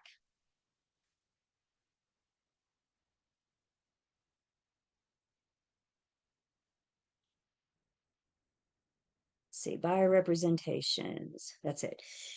And then the last thing are buyer's obligations. What is their obligations in the contract? So this first little section here, what happens if the earnest money deposit check bounces? What if the buyer's late delivering the due diligence fee? Remember, the first page gave us when these fees are due. So if they're late or they bounce, this section spells out what the repercussions are. Seller's got to give written notice, allowing the buyer to have one banking day to deliver the funds. And if they don't within that one banking day, the seller can terminate. Buyer's obligations, they're going to take title. They will be responsible for any special assessments that are approved following settlement. So they might still be on the table for discussion. We just haven't gotten the final vote on them yet. So we're letting the buyer know if it's not approved until after settlement, then you'll be responsible for it. Kind of spelling out certain costs that the buyer may have unless negotiated otherwise. And then our authorization to disclose the information. So all those people we said need to copy the contract, this gives us permission to do so. Anybody that needs the contract basically to do their job. 4, 5, and 6 are all about the buyers. How we can help them, what we need to understand to get them through the contract to closing process. Questions on that?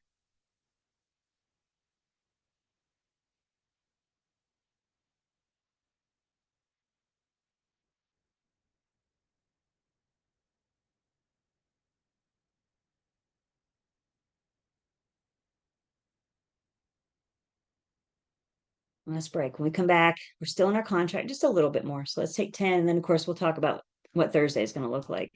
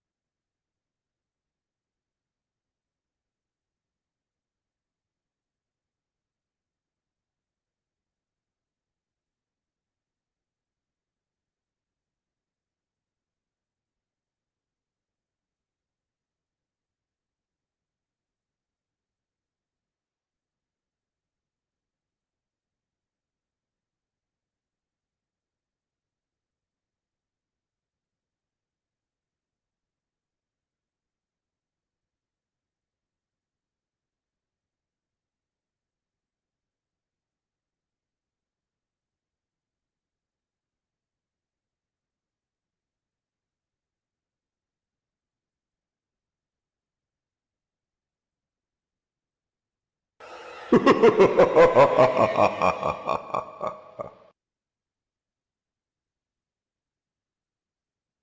we are back.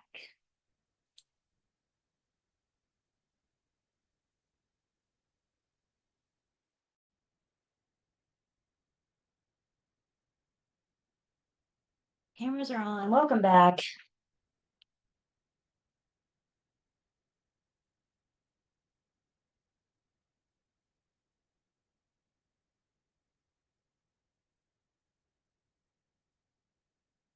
I am taking attendance.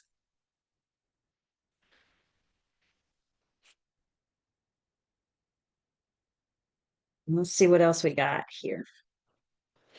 4, 5, and 6 are all about the buyers, which means 7 and 8, all about the sellers. My listing agents, when you're talking to sellers about what to expect when they get an offer in, etc. These are the areas we can point them to. By the way, you guys, in case I don't remember, you see how my contract that we're looking at has sample stamped across it? It's not uncommon for us to give a sample contract to sellers or buyers when we first meet them. Please don't give them the real deal. Don't give them the tool they need to create their own contract. Make sure any document you give a consumer has sample across it. Miss Margarita, did you have a question? No? Okay. I just didn't want to miss you. All right, so 7 and 8 are all about the sellers. Same thing. We had buyer representation, things that the buyer should tell the seller that they should rely on, deciding if they want to enter into a contract with this seller. Same thing here. Seller representation is information that they're sharing with the buyer, so the buyer can decide if they want to enter into a contract with the seller. Seller is going to represent how long they've owned the property. Some lenders, some loan products care about this. Anybody that owns it less than 6 months, presumably, is a flipper or an investor. And some loan products care about this. Do we need to make sure that we have the seller's ownership? If the home was built prior to 1978, then we know we're going to have our lead-based paint or lead-based paint hazard disclosure addendum. If the property is in an HOA, the seller is going to represent that information. Who is the HOA? What are the dues? X amount per month, per year, per quarter, whatever. Some places have 2 associations. There might be one association for the entire community, the gate, if you will. And then there are smaller associations within the big association. You might have a mandatory association and a optional pool association, for example. So there might be more than one association. The seller's just representing that information. Seller's got to let the buyer know if there's any fuel tanks on the property. Is or is not a fuel tank? And then what's the status? Is it owned? Is it leased? Is it above ground, below ground? Is it currently in use? What's in it? You got place for 2 tanks. And then the seller needs to represent to the buyer that the property is or is not subject to a lease. If the property is subject to a lease, then we're instructed to use one of 2 forms, both of which we will talk about on Thursday.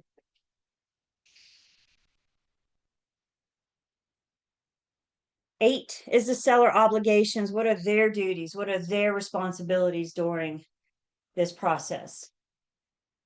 The seller's number 1 responsibility is to be able to pass clear marketable title. And this is where the attorney's doing all that title search. We're going to talk about the attorney's role. That's Unit 10. That's on Thursday as well. So the seller's biggest responsibility is to be able to pass clear marketable title. And for some reason they can't, then they will be in breach. And anytime the seller's in breach, they'll have to give that due diligence back. Authorization to disclose. We saw access to property. Seller shall provide reasonable access to the property through the earlier of closing or possession. So in other words, we can't go under contract And then the seller deny the buyer's home inspector. The seller can't say, no, you're not bringing an appraiser onto my property. The seller's got to allow the buyer to conduct their inspections and investigations. They got to allow those parties on the property. They'll schedule a showing, or you will schedule it for them. We try to coordinate to have all our inspections, or as many as we can, done about the same time, especially if the home is still occupied. I don't want to put the seller out any more than what I have to. So if I can get the home inspector, the pest inspector, and the septic guy there all at the same time, that's good. That's that reasonable access. You can see here, it also mentions that final walkthrough. So the seller has to allow the final walkthrough, the buyer to conduct that final walkthrough on their way, or as close to settlement as we can. Removal of seller's property, any personal property that we did not agree to. If we agreed for the seller to leave personal property, it would be on page 3. Everything else, including all garbage and debris, the seller is responsible for removing. Settlement deliverables is just going over what the attorney may request from the seller. They may ask him to sign, or the title insurance company may ask him to sign an affidavit. We want to make sure that all liens are discoverable, that there aren't any liens that could be filed later. Y'all remember the mechanic's lien? The mechanic has 120 days after the work ends to file the lien. Well, if we go to closing and then we hit that 120 days, the lien may come on the property after closing. So the seller's basically signing an affidavit saying that that's not going to happen. They have disclosed all unrecorded liens. By the way, if it does, what if the seller lies? I know, right? What if the seller lies and there is a lien, a mechanic's lien recorded on the property after closing? That's why the buyer has title insurance. Title insurance is meant to protect us from errors of the past. So title insurance, what this affidavit is saying is title insurance will go after the seller to collect. There's our good title legal access, the big of the seller's responsibility. Government compliance. This is another case. Again, don't worry about it for your test, but just know if you're keeping tally marks, this is another place where the seller may have to give the due diligence and the earnest money back. If then, but. Good stuff. Seller's going to pay the special assessment. We already said the buyer pays any special assessment that's approved following settlement. So this is letting us know that the seller is going to pay all special assessments that are approved prior to settlement. So I think a good rule of thumb, whoever owns the property when the final assessment is approved is the one that's going to be responsible for paying for it. Before will be on the seller, after will be on the buyer. We're letting the seller know that we expect any negotiated repairs to be made in a good and workmanlike manner, and that buyer's going to have the right to verify that those repairs, agreed upon repairs, were made in a good and workmanlike manner. And then whether or not the seller, or we're going to negotiate a home warranty. So again, 7, 4, 5, and 6. So 7 and 8 are about the sellers. Again, just specific to them, let them know what their roles, what their duties are.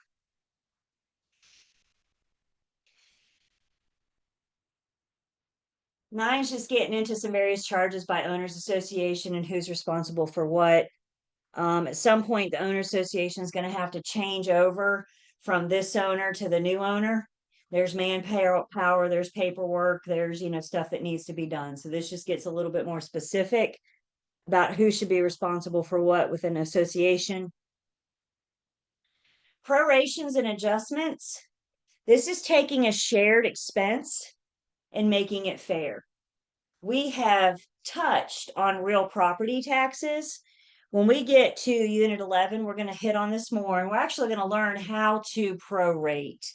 We're going to learn how to take this year's tax bill, this year's rent, or this month's rent, if any, and then any HOA dues, if applicable, And we're going to learn in Unit 11 how to prorate those shared expenses. So the contract spelling that out, the various things that might be prorated or shared. Condition of property or risk of loss. This one's interesting. If the property is not substantially the same or better condition at closing, as on the date of this offer, reasonable wear and tear expected, buyer may terminate. That doesn't mean that they have to. That means that they may terminate this contract, and no matter where we are, they're going to get their due diligence and their earnest money back. So if the house burns down, if the tree falls on the house, or the seller refuses to clean up the garbage and debris, then the property is not in the same or better condition, and your buyer's got a choice. They terminate, we'll get them their monies back. I'll get them their fee and their deposit back. The buyer's other option is to not terminate, instead keeping this contract in force, in which case the buyer shall be entitled to receive, in addition to the property, here it is, the proceeds, how about this, of the seller's insurance to rebuild. House burns down, we're under contract, and the house burns down. The buyer's going to look at you and say, what do I do? I'm going to pull out this page of the contract. We're going to sit down and read this paragraph together. And we're going to let the buyer see their options. And then the next question the buyer's going to have is, well, what should I do? Should I terminate? In which case, we're going to encourage them to talk to their attorney. Let the attorney explain the legal ramifications of either side. The attorney may suggest that we also have a conversation with the seller's insurance company, because I don't know their policy. Are they going to fully rebuild? Are they just going to give us the money to partially rebuild? I don't know. My job is to say, buyer, these are your options as per the contract. If they want to go deeper, if they want to go further, that's crossed that legal line. About them understanding their options, and especially which one should I do? The other important thing about this is it spells out the risk of loss. And we're just letting everybody know that it's still the seller's property until the deed is recorded. So the seller's got to keep insurance until it's recorded, until we have confirmation. We got that email that says we are on record. Then the seller can cancel their insurance. Again, listing agents, make very certain you're having these conversations with your seller. I've come across 2 now in my career. My first one, I thought that was a weird question. And the second one, I was like, this is a thing. I've had 2 sellers now. Pretty much the moment we've gone under contract, the next thing that's fallen out of their mouth is, sweet, I can cancel homeowners insurance. No, because if the house burns down, the risk of loss is still on the seller. They can't cancel it until it's not theirs.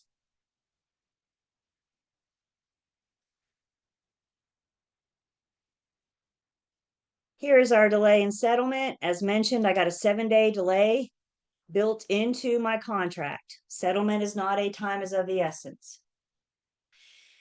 This paragraph defines a delaying party and a non-delaying party. So for simplicity, let's say that the delaying party is the buyer because we don't have loan approval yet. That would make the seller the non-delaying party. We're supposed to close today, and we don't have loan approval. Closing settlement has been delayed because the buyer can't perform. The non-delaying party has no choice but to sit still and be patient for 7 days. If the non-delaying party terminates within those 7 days, they're in breach. So the non-delaying party is going to sit still, be patient for 7 days, fingers crossed that we can get this loan approval. We can get this to happen. On day 8, if we still haven't closed, Now the non-delaying party may terminate, in which case the delaying party would suffer the consequences of breach. So the non-delaying party has to honor that 7 days before they can terminate.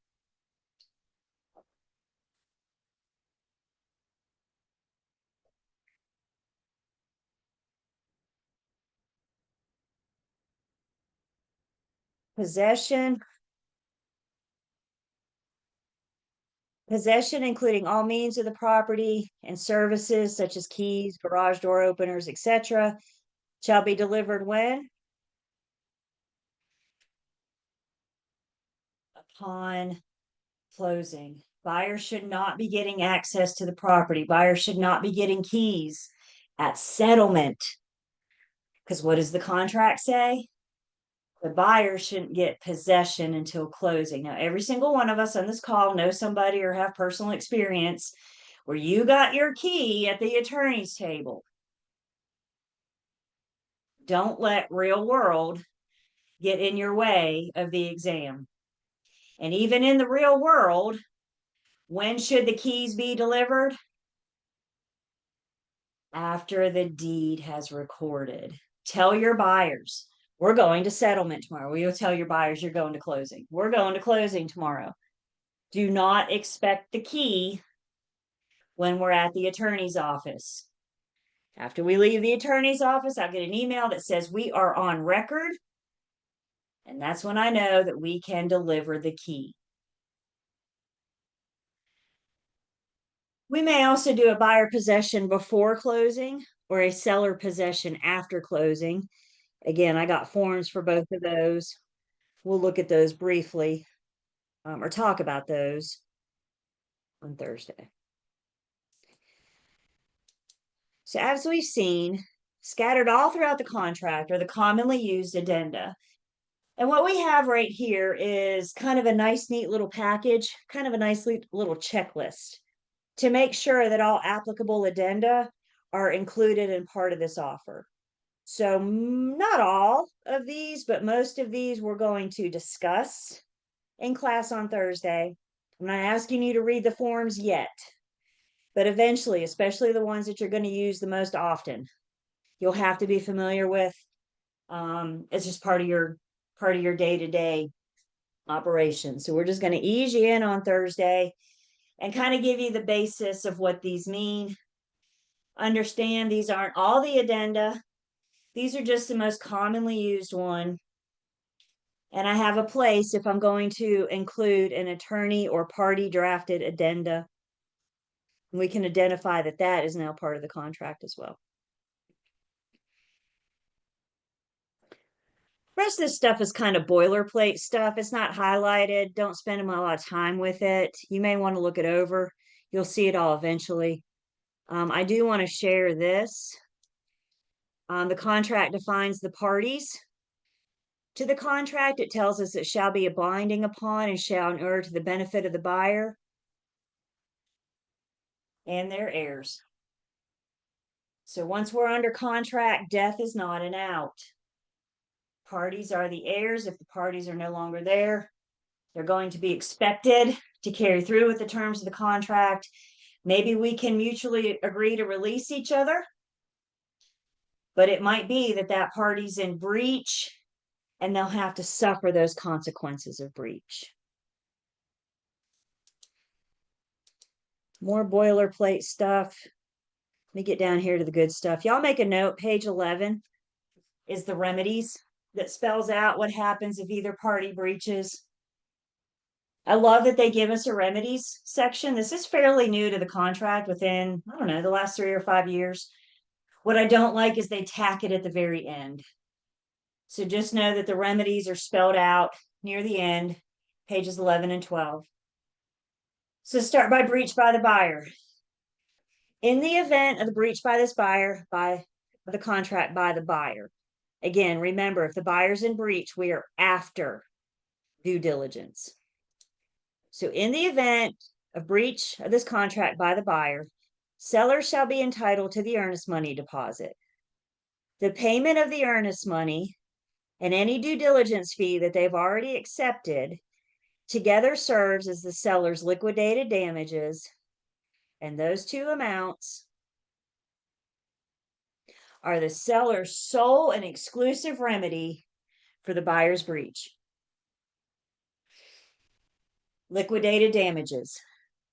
Liquidated damages are money damages spelled out in the contract. Specifically, they are money damages that we agree to at the time of contract formation.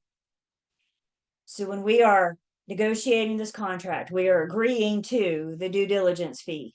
We are agreeing to the earnest money deposit. And once we've agreed to those amounts, in the event of the buyer's breach, those two monies is what the seller gets. And it specifically goes on to say their sole and exclusive remedy.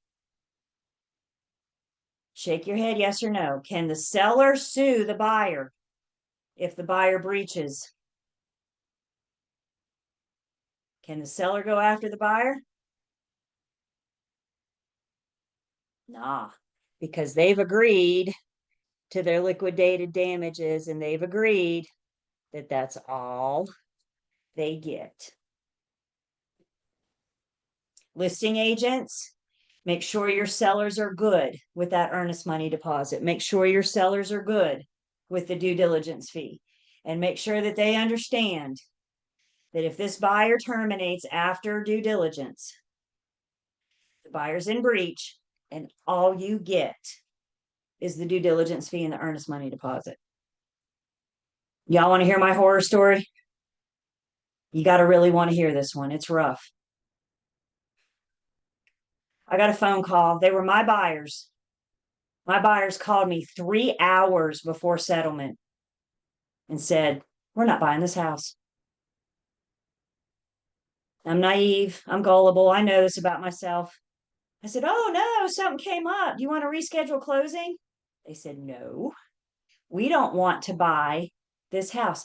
3 hours before settlement. Did anybody else's heart flutter a little bit? Now you know where I was in that phone conversation. Called the attorney, said, yeah, we're not coming. My buyers don't want to buy. They just had a change of heart. They just woke up, decided that wasn't the house for them. I can't make anybody do anything. What am I going to do? Hog time and throw them in the trunk of my car and drive them to the attorney's office? I can't make them close. I can't make them settle. So through all that termination, and all the sellers got 3 hours prior to settlement was the due diligence fee and the earnest money deposit. That's it. Sole and exclusive remedy. Questions on breach by buyer? That was a bad day in real estate for me. But we got over it. You know what? I went out later, showed them a house that they did love, that they did buy. They just discovered, they realized that this wasn't their home. So they didn't buy it.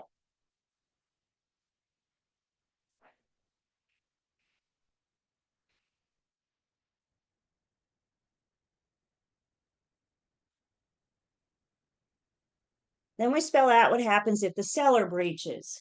Buyer's got two choices. Option number one, buyer can elect to terminate this contract.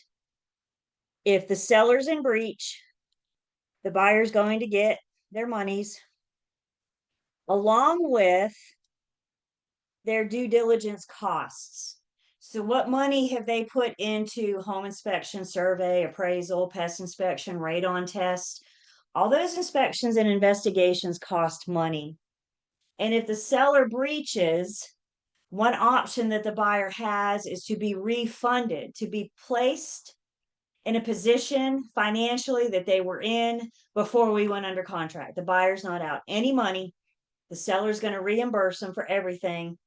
And if they're not willing to sit down and write a check, then we'll take it to court. And the judge is going to say, what's the contract say? So option number one, the buyer can terminate and get all their monies back. Option number two, we keep the contract in force and the buyer goes after something called specific performance.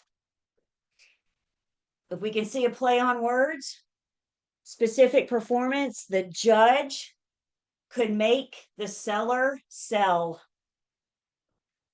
the judge could make the seller perform as promised in the contract.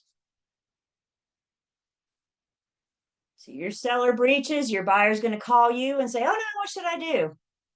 You got two choices. I'm going to sit down. I'm going to read this with them. We got two choices. You either get your money back or you go after specific performance. Well, what do? You call your attorney. The attorney's got to explain these legal ramifications, specifically specific performance, if that's the option they're considering. So breach by either party. What happens to the monies? Questions?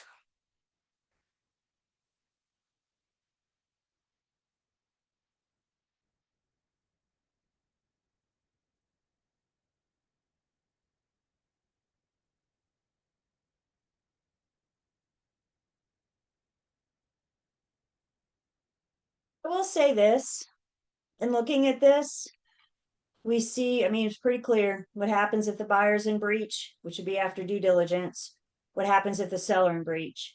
And in looking at this, I think we could all agree that consequences for breach by the seller are much harsher than breach by the buyer.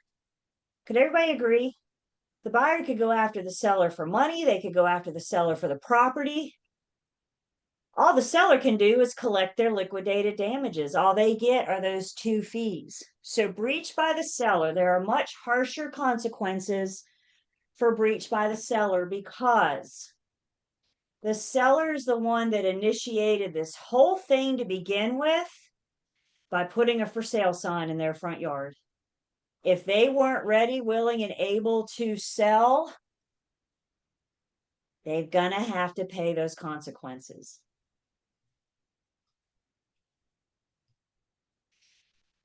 So I mentioned, what if the seller's not willing to sit down and write a check? The buyer may have to take the seller to court. What if the buyer wants the property? They want the remedy of specific performance. The buyer may have to take the seller to court. And guess what? Our contract spells out who's going to be responsible for those attorney fees. And basically, the winning party is going to get whatever it is they're owed per the contract. The losing party is going to have to pay. They're not only going to have to pay their attorney's fees, but they're going to have to pay the other side's attorney's fees as well. So any good legally binding contract doesn't just say, you guys are under contract by house, for example. Is only going to spell out, it's also going to spell out what happens if either party doesn't do what they promised to do. It's the only way we can hold them against the contract is to spell it out. So again, for your exams, I would make a note. We're on page 11 for those remedies. And it breaks it down party by party, what happens if either party breaches. Questions?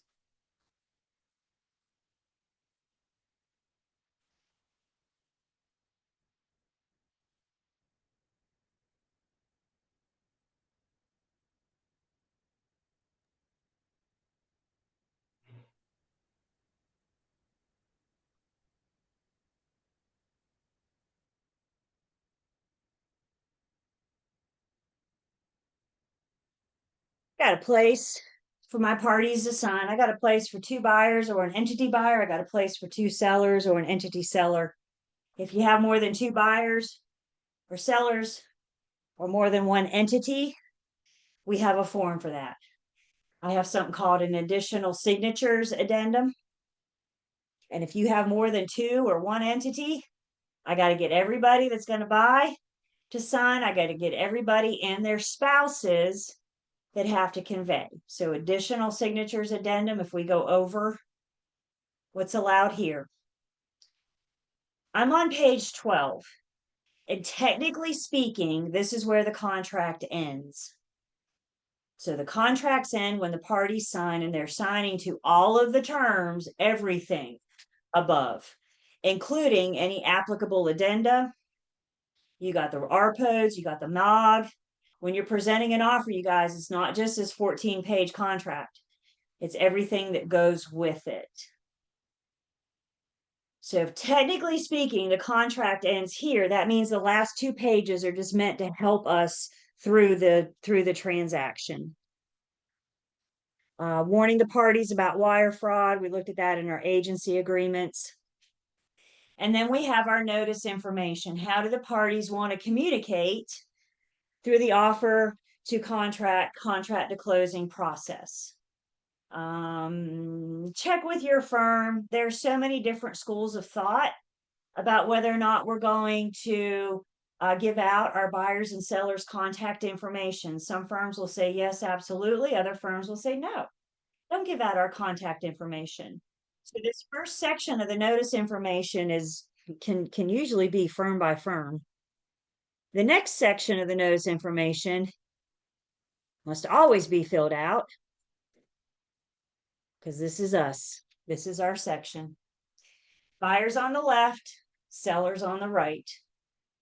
Confirmation of agency and how we want to communicate. So on the left, for my buyers, I got my selling firm. And then we're going to identify the firm's role. Is the firm acting as a buyer's agent, a seller sub-agent, or a dual agent? Firm's contact information, and then we're going to list who is the individual selling agent, and if that individual selling agent is acting as a designated dual agent, there's a place for your license number and whatever information you want to be communicated with during this offer to contract to closing process. If you don't want to be communicated by an email, then don't list your email here. I don't know why you wouldn't. You only list the methods of communication that you would be willing to work with. Maybe you don't have a fax number. Okay, then I have nothing to report here.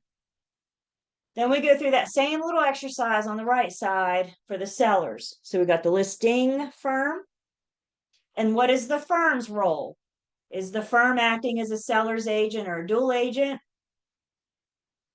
It's their license number and mailing address, and who is acting as the individual listing agent, and whether or not you've been designated with your license number, your contact information.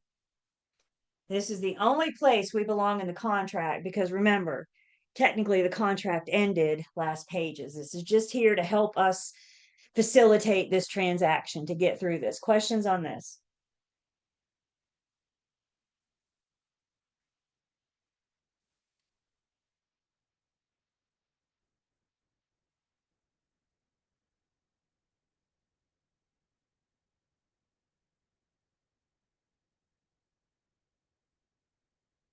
The last page then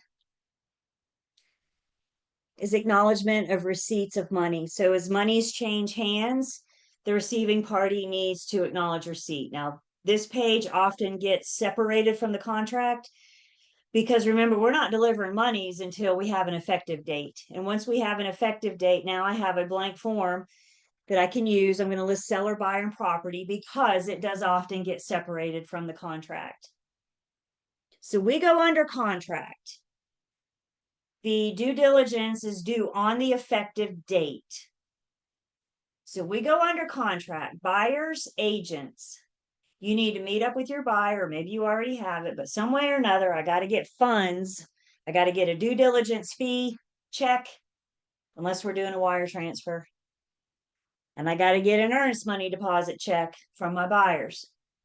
So I meet up with them.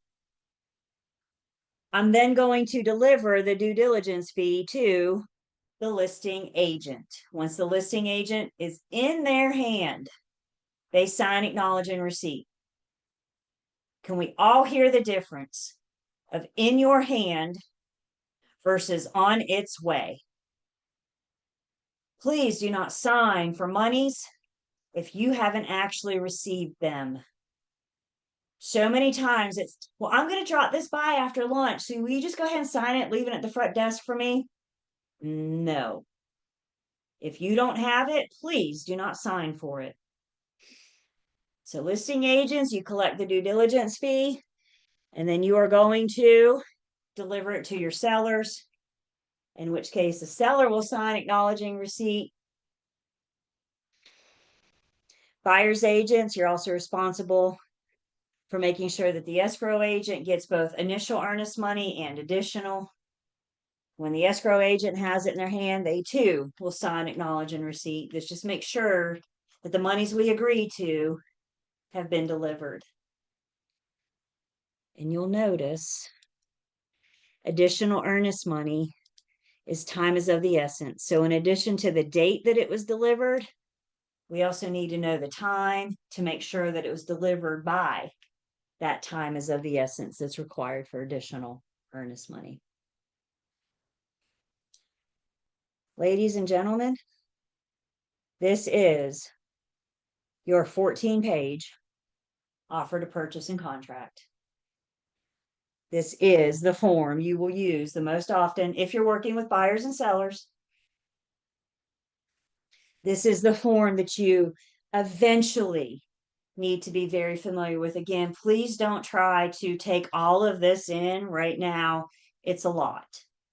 Stick with the highlights, stick with the first 2 pages. You have stuff in your book. We're going to talk about some more other stuff. If it's blue, it could be a candidate for the test question. I would expect a question or 2 from the contract. So I do encourage you guys to look over it between now and as you're preparing for your exam. What questions do I have? Comments about the offer to purchase and contract?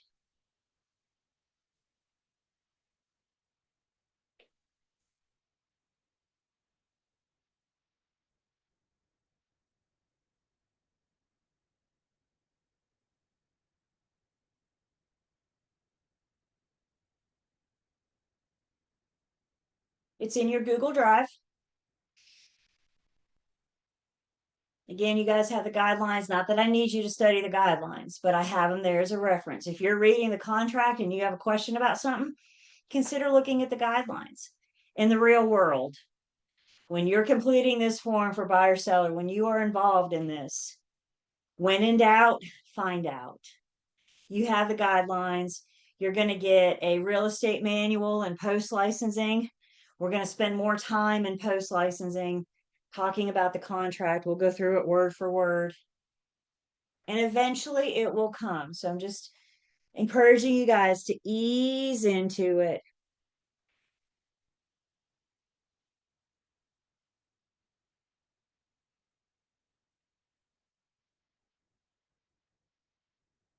Questions?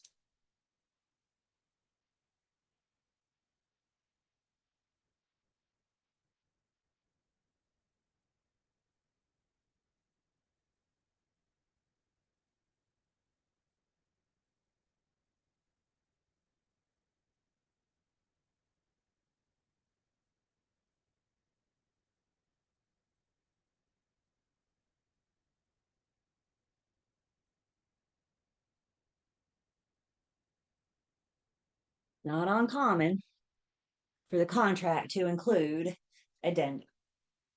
So some commonly used addenda, they provide us with pre-printed that covers many situations. Again, if you have a truly unique situation and we don't have a form for that, then we may need to have an attorney draft something up. The parties can have their attorney draft something up. Sometimes addenda conflict with what's in the contract. Sometimes that's what an addenda is meant to do, is conflict with the contract. So anytime we have a conflict between the two, then the addenda will control. The addenda will rule out what the contract says. So we're going to briefly look at some commonly used addenda. We don't have to look at the forms themselves, but we do need an understanding of what they do. If you get a test question on the standard addenda, it's going to give you a scenario and it's going to ask you which addenda would you attach, would you add to the offer to purchase and contract. So one of the commonly used addenda that we see is our FHA VA financing addendum, and you don't need to know the numbers. Those are just there for reference. FHA VA financing addendum is used when your buyer is getting an FHA or a VA loan. And one thing that the FHA VA financing addendum does is it protects the buyer's earnest money if they terminate because the property didn't appraise. Remember the lender's loan to value ratio? The appraisal came in less than the sales price. Maybe the seller's not willing to come off this purchase price. Maybe the buyer doesn't have the funds. Maybe they don't want to make the difference up. If they terminate, whether we're inside due diligence or outside of due diligence, FHA VA financing addendum allows to terminate, get their fee and deposit back only because it didn't appraise. Additionally, this form lets the sellers know that if this is a VA buyer, the sellers may be on the hook for paying certain inspections. The VA, for example, will require the buyer to get a pest inspection. Pest inspection is only required on VA loans. So the VA is going to require a pest inspection. If it's on an on-site septic, the VA will require a septic inspection. Buyer doesn't have a choice. If the property's on well water, the VA will require a well inspection. So certain inspections they require, but guess what? They don't let their veteran buyer pay for it. So if the buyer's not paying for it, who's up? Seller. And that's what we're letting the seller know. Listing agents, when this offer comes in with an FHA VA financing addendum, your seller's going to be on the hook. And yes, we can negotiate purchase price. It's all negotiable. So FHA VA financing addendum, if your buyer's getting an FHA or VA loan, it does a couple specific things that you're not going to see in conventional USDA, etc.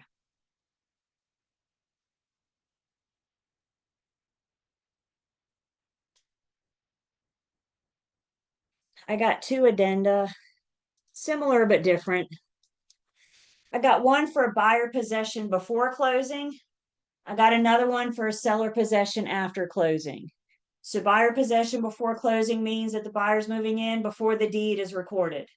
Remember when closing got delayed because the internet went down and we can't do anything until tomorrow? One quick thing we might be able to do is a buyer possession before closing, which would allow the buyer to move in before they get their deed. All negotiable. Flip that coin. We go to closing. Property, the deed has changed hands, has been recorded, but now we're going to let the seller stay. Maybe a couple days, a week. Again, it's all negotiable. Either way, an offer has been made. Can I move in before closing? Or can I stay after closing? In which case, the other party has three options. They can accept, they can reject, or they can counter. Nobody has to agree to this. What you and I need to know, the big picture about either one of these forms. Somebody's acting as the landlord, somebody else is acting as the tenant. So buyer possession before closing, the seller's still the owner, the buyer's the tenant. Seller possession after closing, property's changed hands. 5 minutes ago, the seller owned the property. Property changed hands. Guess what? Now they are the tenant. Both of these forms allow for short-term use. They cover only the basics, like who's responsible for lawn care, utilities, how much are we going to charge in rent, holdover fees, what happens if they don't move out when they're supposed to. All that's covered. But again, you guys, this is like a page and a half.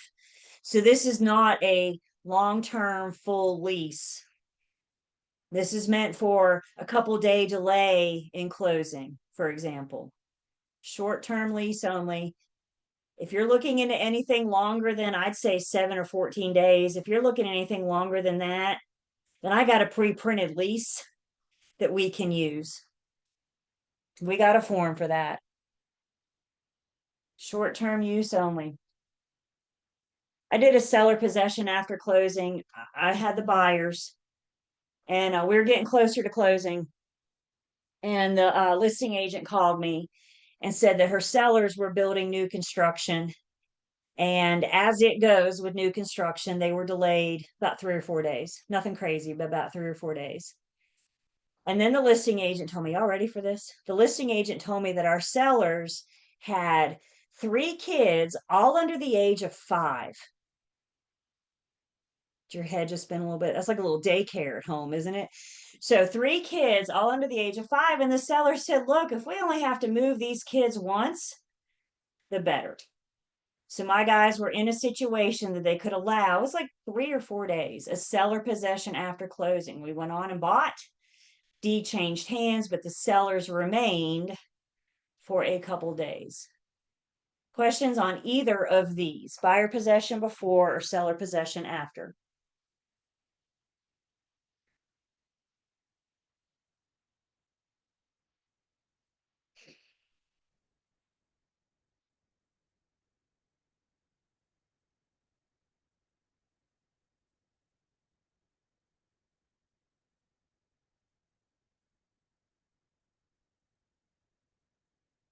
Another commonly used addenda, one we're more familiar with, is our lead-based paint or lead-based paint hazard addendum. We looked at these issues in Unit 3, and yep, I got a form for that. So the lead-based paint or lead-based paint hazard addendum is required on all residential property, not commercial, just residential property. Let me see your mouths move. Anything built prior to what year? It was a good year. Anything built prior to 1978. I got a form for that. If it was built after 78, then we don't need to use the lead-based paint.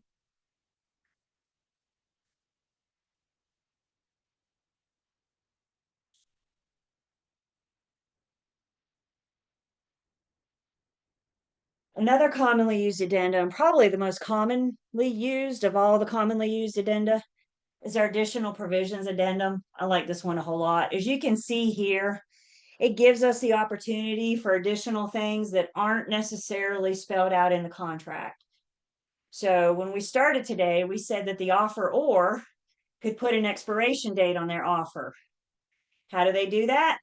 They use the additional provisions addendum. You submit the contract with the addendum given the expiration date. If we got to address a septic tank installation or modification, that's covered. Who's responsible for clearing the land, for example?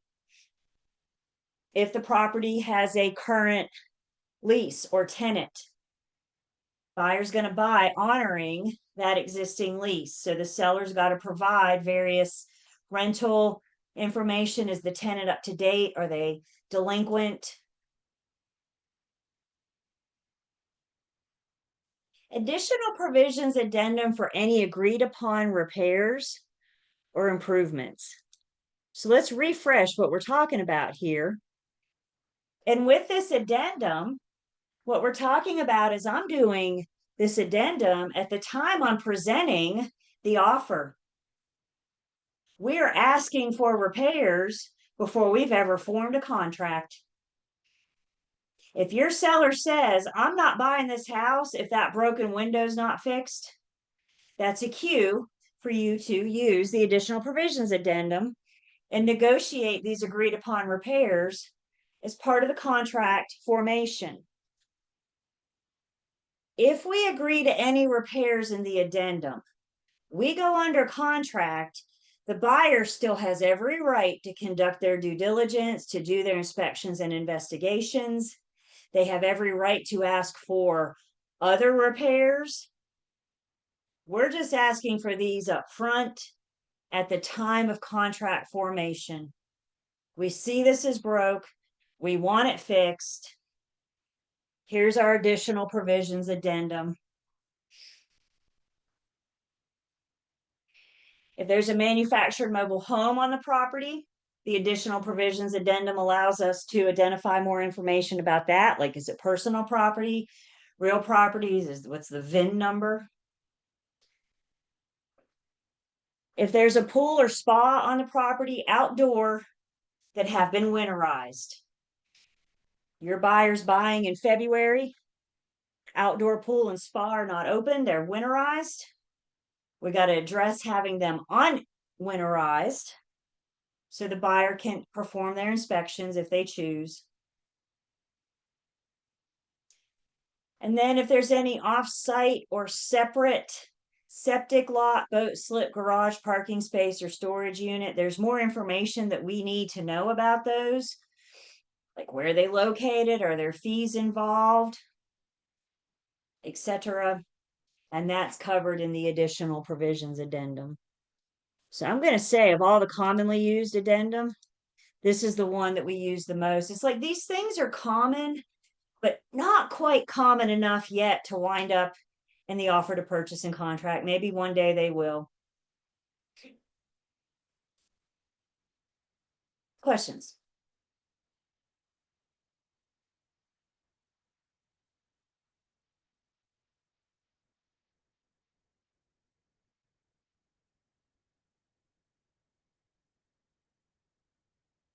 All right, let's talk. Thursday.